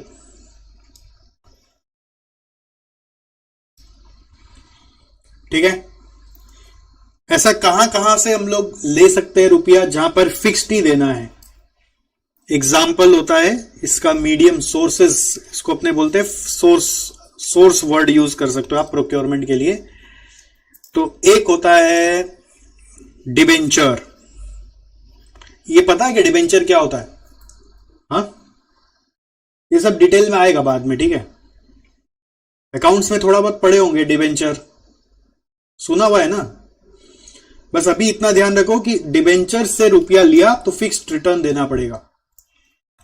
Debenture के अलावा कोई long term loan, term loan बोलते हैं हम लोग। टर्म लोन मतलब कि एक फिक्स टेन्योर के लिए रुपया ले लेते हैं। डिबेंचर क्या होता है ना, छोटा छोटा अमाउंट होता है। तुम 10,000 दे दो, वो 5,000, वो 20,000, वो 1,00,000।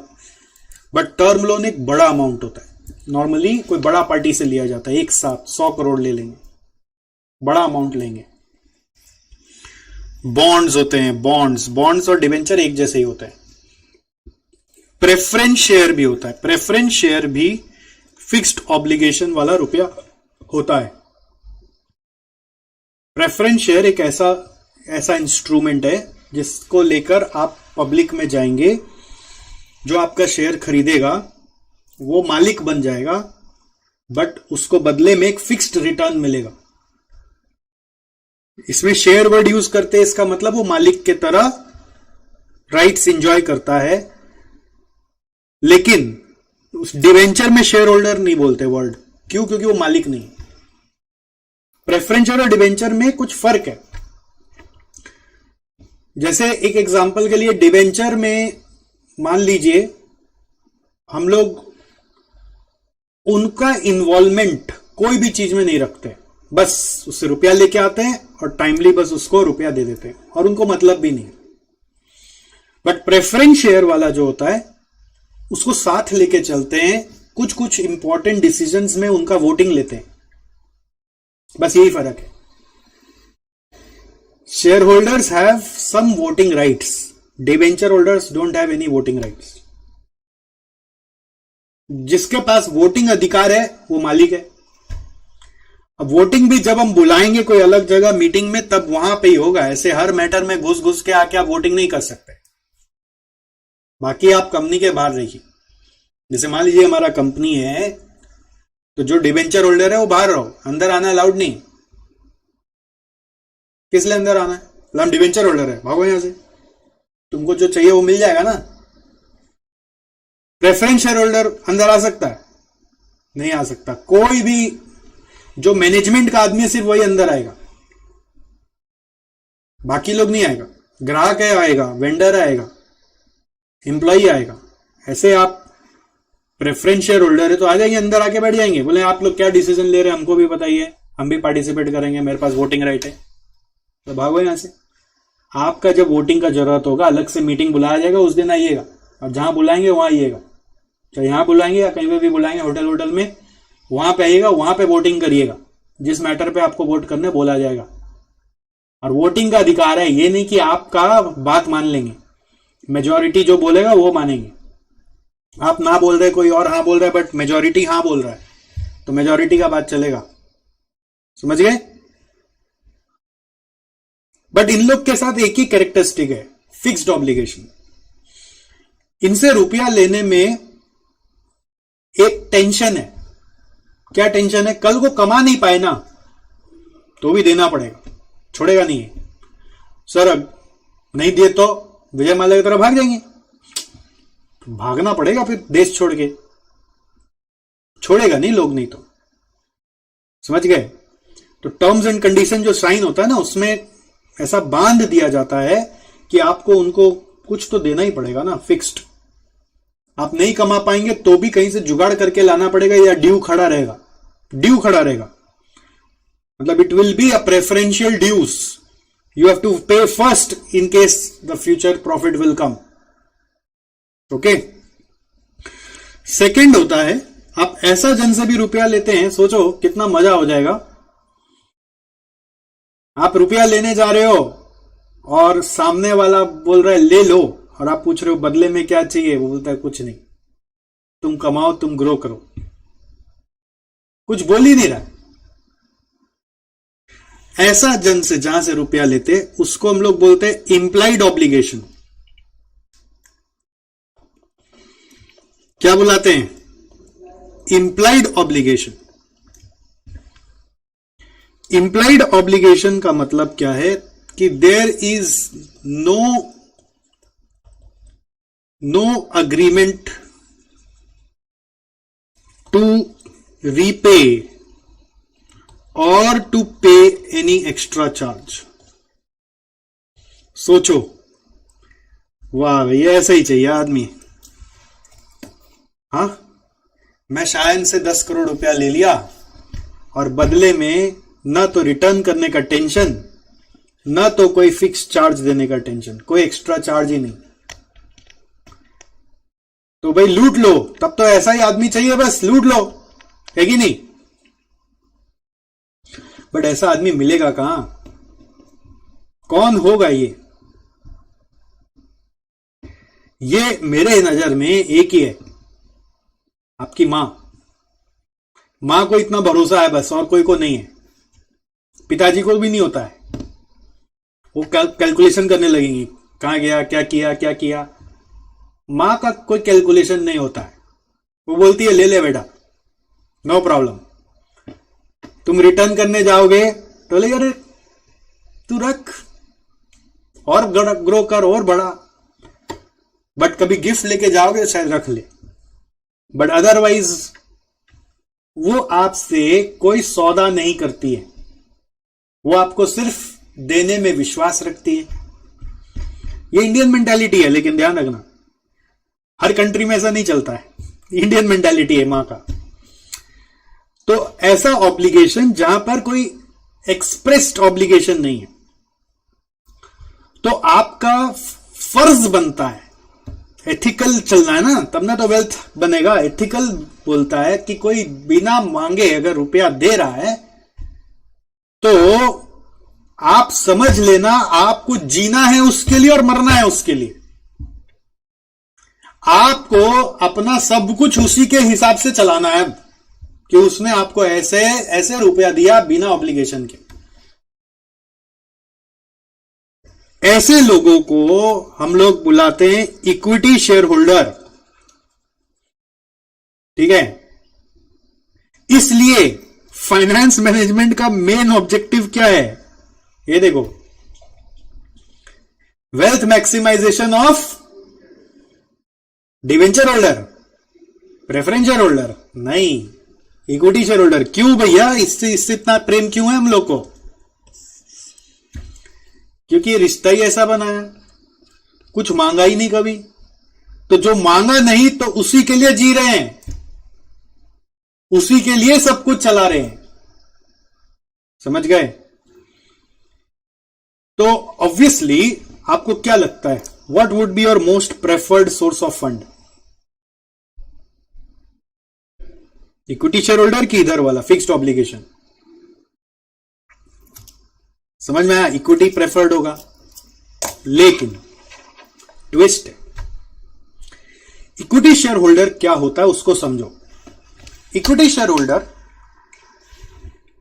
इसको शेयर होल्डर क्यों बोलते हैं? ये भागीदार है, भागीदार मतलब मालिक है। क्या ये शेयर होल्डर बन गया तो अपना पर्ची लेकर कंपनी में घुस जाएगा और सब मैटर में इंटरफेयर करेगा?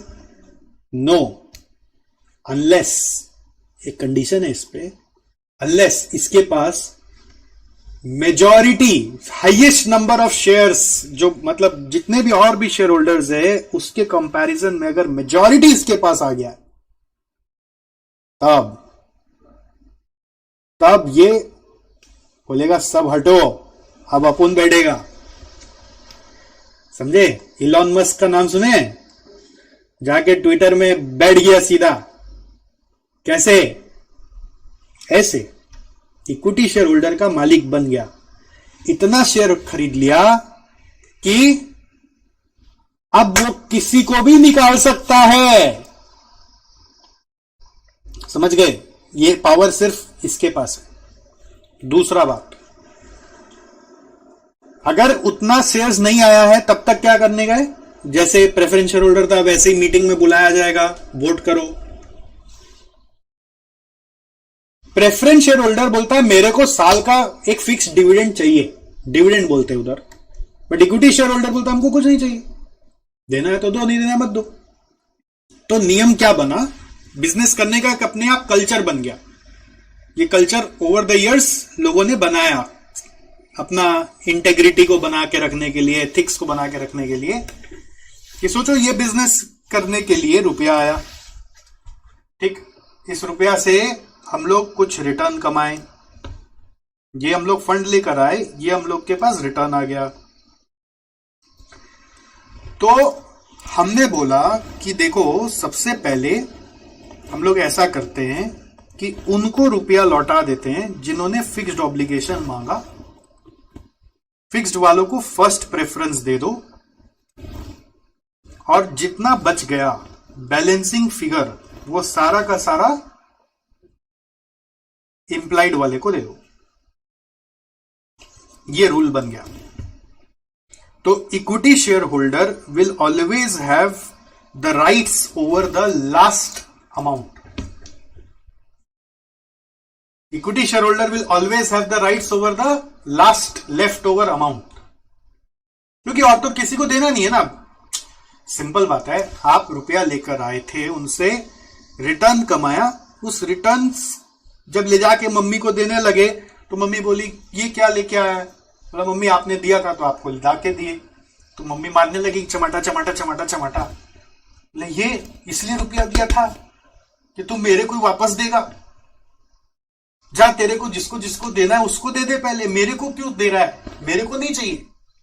तो फिर प्रेफरेंशियल होल्डर को दे दिया, डिवेंचर वाले को दे दिया, लोन वाले को दे दिया, वो लोग तो मांगते खड़े हैं। तो तू पड़ोसी से लाया था, बैंक से लाया था, वो सबको दे क्या, बाहर वाले को पहले, वो एक्सटर्नल पीपल है, मैं तो तेरे घर की हूं। इक्विटी शेयर होल्डर को हम लोग घर का आदमी मानते। तो घर में अब आप क्या बोले, मम्मी सबको दिया फिर भी बचा हुआ है, तो फिर भी यदि बचा हुआ है तो जो इतना बचा हुआ है वो सब पे किसका अधिकार है, इक्विटी शेयर होल्डर का। ठीक है, अब चीज को समझना, असली अब चैप्टर में घुसवा रहे हैं आपको। हाँ, अब जो चैप्टर आने वाला है मेरा, अब उसमें एंट्री डलवाएंगे, तो असली कॉन्सेप्ट अब आने वाला है। तो अब समझो कि यदि मैं एक फिगर ले लेता हूं, मैं 20 करोड़ रुपया लेके आया, उससे मैं एक साल में 5 करोड़ कमाया। ठीक, अब ये 20 करोड़ रुपया मैं कहां से लाया उसका डिस्ट्रीब्यूशन समझाता हूं। मैं 10 करोड़ यहां से लाया था और 10 करोड़ यहां से लाया था, करेक्ट। अब 5 करोड़ यदि यहां पे आया तो इन लोगों को तो एक फिक्स देना है, वो मान लीजिए फिक्स था 15%, तो 10 करोड़ का 15% कितना हुआ, 1.5 करोड़। ठीक, और 5 करोड़ में 1.5 करोड़ अगर मैं इनको दे दिया तो इनके लिए कितना बचा, 3.5 करोड़। ठीक है, कॉन्सेप्ट समझ में आ रहा है। ये कब हुआ पता है, जब मैंने इनसे भी रुपया लिया। ठीक, अगर आप बोले ना सर बेटर तो वही है कि सारा इक्विटी से लो, सारा यदि इक्विटी से लेते तो फंड 20 करोड़ रुपया, रिटर्न 5 करोड़ रुपया, और सारा का सारा मान लो यहां पर डेट फिक्स्ड ऑब्लिगेशन का कोई नहीं है, उनसे कुछ लिया ही नहीं था, तो जो है इंप्लाइड वाला है, इंप्लाइड वाले से 20 करोड़ लिया, तो 20 करोड़ को पूरा का पूरा 5 करोड़ मिल जाएगा ना रिटर्न। तो रिटर्न ऑन इन्वेस्टमेंट इनको कितना मिला, 5/20, कितना परसेंट हुआ, 5/20 करने से 25% आ रहा है। लेकिन लेकिन लेकिन लेकिन यहां पे 20 लेके बदले में 5 आया है, इधर देखो 10 लेके बदले में 3.5 आया है, तो रिटर्न की परसेंट कितना हुआ, 3.5/10, 35% हुआ। आप जी रहे हैं किसके लिए, इक्विटी शेयर होल्डर का फायदा कराने के लिए। इक्विटी शेयर होल्डर का फायदा किधर है, सारा रुपया इक्विटी शेयर होल्डर से लेने में कि थोड़ा इक्विटी से और थोड़ा फिक्स्ड पे लेने पे, समझ में आया। अब देखो पढ़ाने का 2 तरीका होता है, मेरे लिए 10 मिनट का काम था, मैं सीधा पहला लाइन लिखता कि जब भी रुपया लेना है तो फिक्स्ड वाला से भी लेना है, उससे इक्विटी को फायदा होता है। चलो आगे बढ़ते हैं।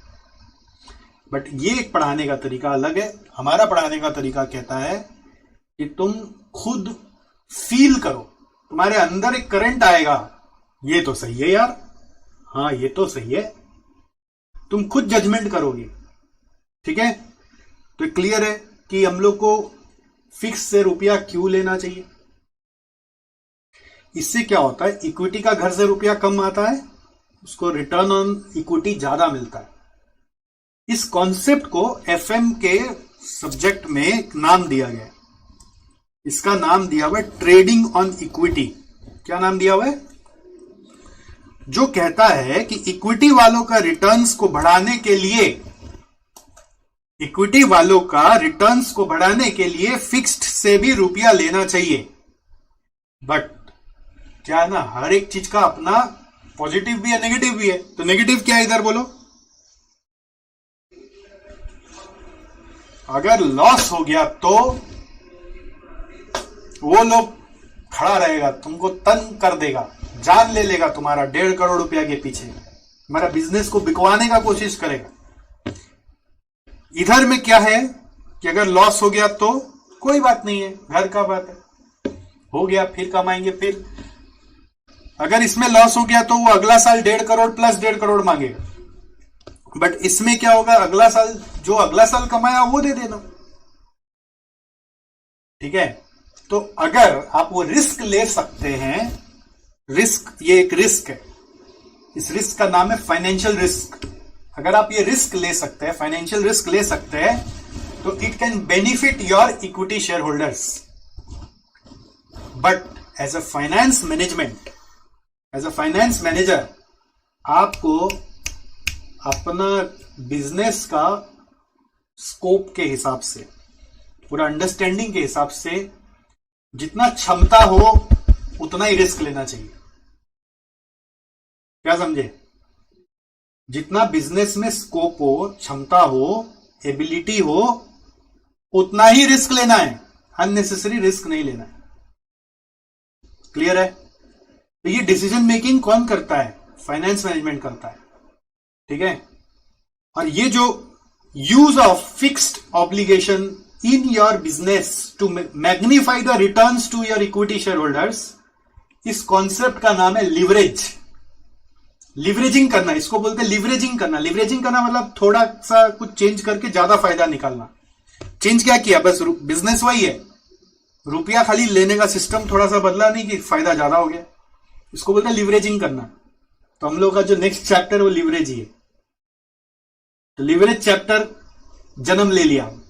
यहां से अब समझना है कि लिवरेजिंग का और प्रोज एंड कॉन्स क्या है, उसका फायदा क्या है, उससे रिलेटेड और क्या कैलकुलेशन है। ठीक है, चलो इसको लिखो।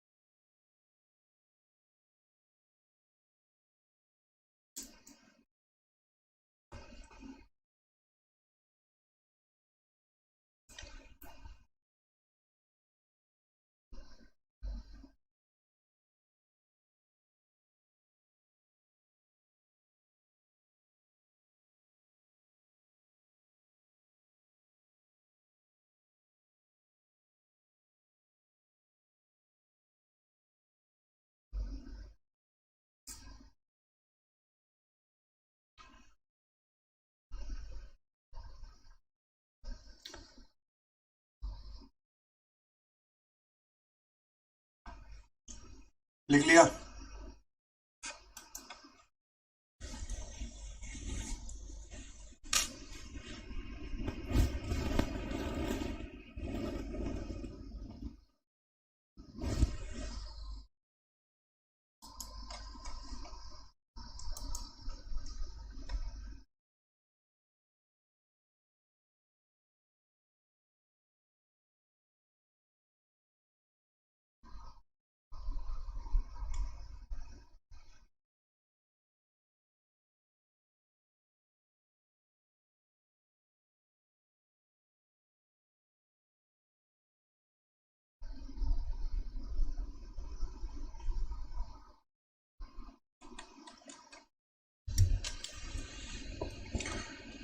So by taking advantage of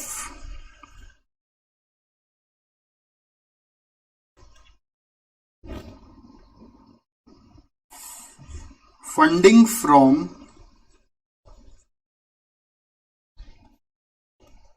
fixed obligation, ये जो भी फिक्स्ड ऑब्लिगेशन होता है ना, उधर ऐसा लिख दो, इसको हम लोग बुलाते हैं डेट। एक्चुअली प्रेफरेंस शेयर भी लिख दिया, मत लिखो आप, ठीक है, डेट वर्ड मत लिखो। नॉर्मली ये सबको बुलाते हैं डेट, और इक्विटी शेयर प्रेफरेंस शेयर को बुलाते हैं equity.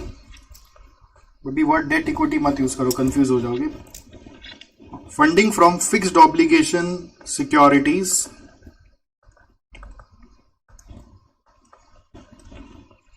the return to equity shareholders can be magnified, bracket में from 25% to 35%।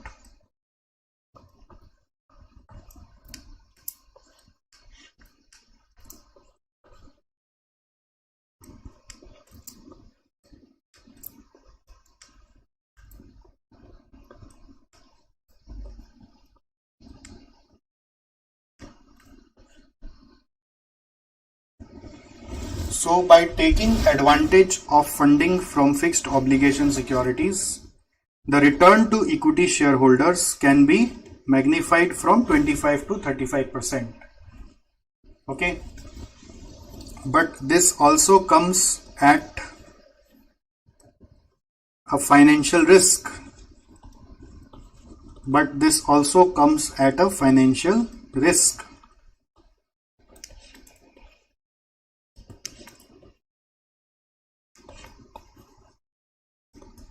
But this also comes at a financial risk.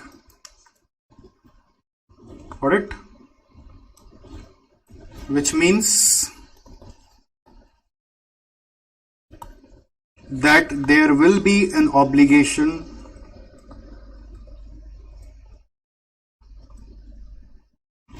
to pay the cost of capital even if there is a loss.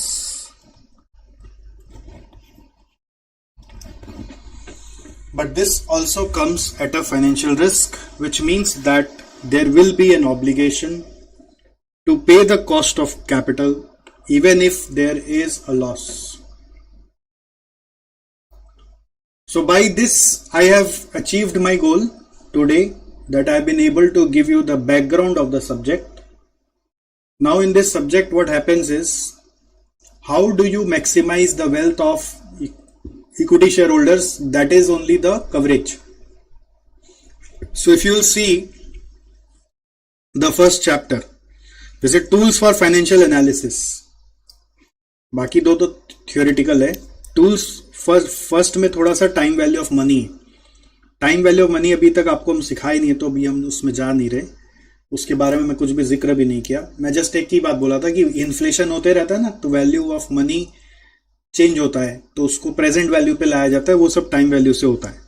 Tools for financial analysis क्या करता है कि आपका जो PL balance sheet बन रहा है उसको मॉनिटरिंग करते रहना पड़ता है, नहीं तो पता चला रुपया तो सब गायब हो जाएगा। और सोर्सेज ऑफ फाइनेंस अभी आपको बताया, मेजर दो सोर्स है, फिक्स्ड ऑब्लिगेशन और इम्प्लाइड ऑब्लिगेशन। तो दोनों सोर्स का कॉस्ट कैलकुलेशन होता है, वो यहां पे सिखाया जाता है, ठीक है। और फिर आपको यह भी सिखाया था कि कॉस्ट ऑफ कैपिटल अगर 10% है तो बिजनेस से रिटर्न कम से कम 10 तो आना ही चाहिए, उससे ज्यादा आए तो अच्छी बात है। तो वो कैपिटल बजटिंग में चेक किया जाता है कि कितना रिटर्न एक बिजनेस में आ रहा है, या नया प्रोजेक्ट करेंगे, नया मशीन लाएंगे तो उससे कितना रिटर्न आएगा। फिर वर्किंग कैपिटल मैनेजमेंट ये समझाता है आपको, जैसे कॉस्ट शीट मैंने बोला था ना, 10 करोड़ रुपया अगर आपका कॉस्ट शीट में रिक्वायरमेंट आया है, तो क्या आपको वाकई में 10 करोड़ वर्किंग कैपिटल के लिए चाहिए, कि उससे कम चाहिए, कि ज्यादा चाहिए, वो इस चैप्टर में कवर होता है, ठीक है। फिर financing decision of a firm, वो मैं अभी पढ़ा रहा हूं आपको, मैं ऑलरेडी ये स्टार्ट कर दिया हूं। Financing decision of a firm में कि हम लोग सोच रहे कि कहां से क्या ट्विक करे फाइनेंसिंग करने के लिए कि इक्विटी शेयर होल्डर का रिटर्न मैक्सिमाइज हो जाए, बट उस ट्विक करने के कारण क्या रिस्क हो सकता है, क्या और टेंशन बढ़ सकता है, वो सबको समझना है। इसके अंदर एक और आता है डिविडेंड डिसीजन भी। डिविडेंड डिसीजन समझाया था आपको कि अगर मैंने कमा लिया तो वो रुपया लौटाना है कि और ग्रो करने में यूज करना है। अब अलग अलग लोग अलग अलग तरह से सोचते क्या करें, तो सबके हिसाब से तो नहीं चल सकते, बट फिर भी कैसे चलना चाहिए जिससे कि वो लोग नाराज ना हो और मेरा शेयर का वैल्यू गिरे नहीं, तो वो फाइनेंसिंग डिसीजन में आता है।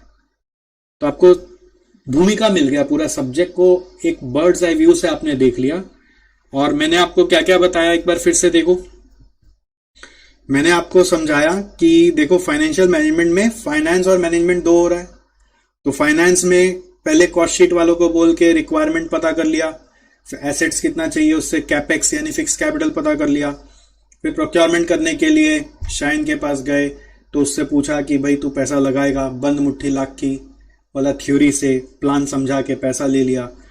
फिर यूटिलाइजेशन करने गए तो ध्यान रखा कि मॉनिटरिंग करेंगे नहीं तो इधर उधर हो जाएगा सारा रुपया। फिर जो कमाया उसका डिविडेंड का भी काम होता है। और फिर आपको ये सब रुपया को मैनेज करने के लिए या रुपया का जुगाड़ करने के लिए क्या फॉर्मेट्स, क्या थॉट प्रोसेस, क्या रिपोर्ट्स, क्या प्रोसीजर्स फॉलो करने, वो सभी मैनेजमेंट है। ऑब्जेक्टिव ऑफ फाइनेंशियल मैनेजमेंट बताया कि सोल ऑब्जेक्टिव वेल्थ मैक्सिमाइजेशन है। वेल्थ मतलब मार्केट वैल्यू होता है, वेल्थ आपका फाइनेंशियल नॉन फाइनेंशियल दोनों से क्रिएट होता है। ऐसे फाइनेंशियल मतलब अर्निंग्स है, तो अर्निंग्स मतलब भी वैल्यू होगा क्या, बिना अर्निंग्स के वैल्यू नहीं होगा, बिना अर्निंग से भी वैल्यू होता है। कैसे, नॉन फाइनेंशियल एस्पेक्ट से। एग्जांपल जोमेटो का दिखाया, एग्जांपल तो आपका भी है, आप भी तो खुद एक एग्जांपल हो, आपका वैल्यू है कि नहीं है, वैल्यू तो है ही। तो फाइनेंशियल अभी नहीं है, अर्निंग्स नहीं है, but other non financial aspect से तो आपका बहुत वैल्यू है। तो उस वैल्यू को कैप्चर कर लेता है प्राइस अर्निंग रेशियो, ठीक है। तो even though your earning is not there, still the value can come. और या फिर ये अर्निंग निकालने के लिए आप अपने तरफ से भी प्रेजेंट वैल्यू फैक्टर से निकाल सकते हो। और अर्निंग्स मतलब प्रॉफिट, तो प्रॉफिट मैक्सिमाइजेशन भी हमारा एक सेकेंड ऑब्जेक्टिव रहता है, क्योंकि अगर शॉर्ट टर्म में फेल होते जा रहे हैं तो लॉन्ग टर्म में फिर अचानक से कैसे पास हो जाएंगे। तो प्रोक्योरमेंट ऑफ फंड्स करने का फिर मैंने आपको बताया दो तरीका होता है, फिक्स्ड ऑब्लिगेशन और इम्प्लाइड ऑब्लिगेशन। फिक्स्ड ऑब्लिगेशन वालों से रुपया लेने से इक्विटी शेयर होल्डर को इम्प्लाइड ऑब्लिगेशन को थोड़ा सा ज्यादा रिटर्न मिलता है। तो थोड़ा ट्विस्ट करने से रिटर्न ज्यादा मिलता है, बट उसका एक रिस्क भी है कि भाई अगर कल को अगर लॉस हो गया तो फिर वो भरपाई इक्विटी शेयर होल्डर को ही करना पड़ेगा इनडायरेक्टली। तो यहां पे आज रुक जा रहे हैं, अगला दिन हम लोग लेवरेज चैप्टर स्टार्ट करेंगे।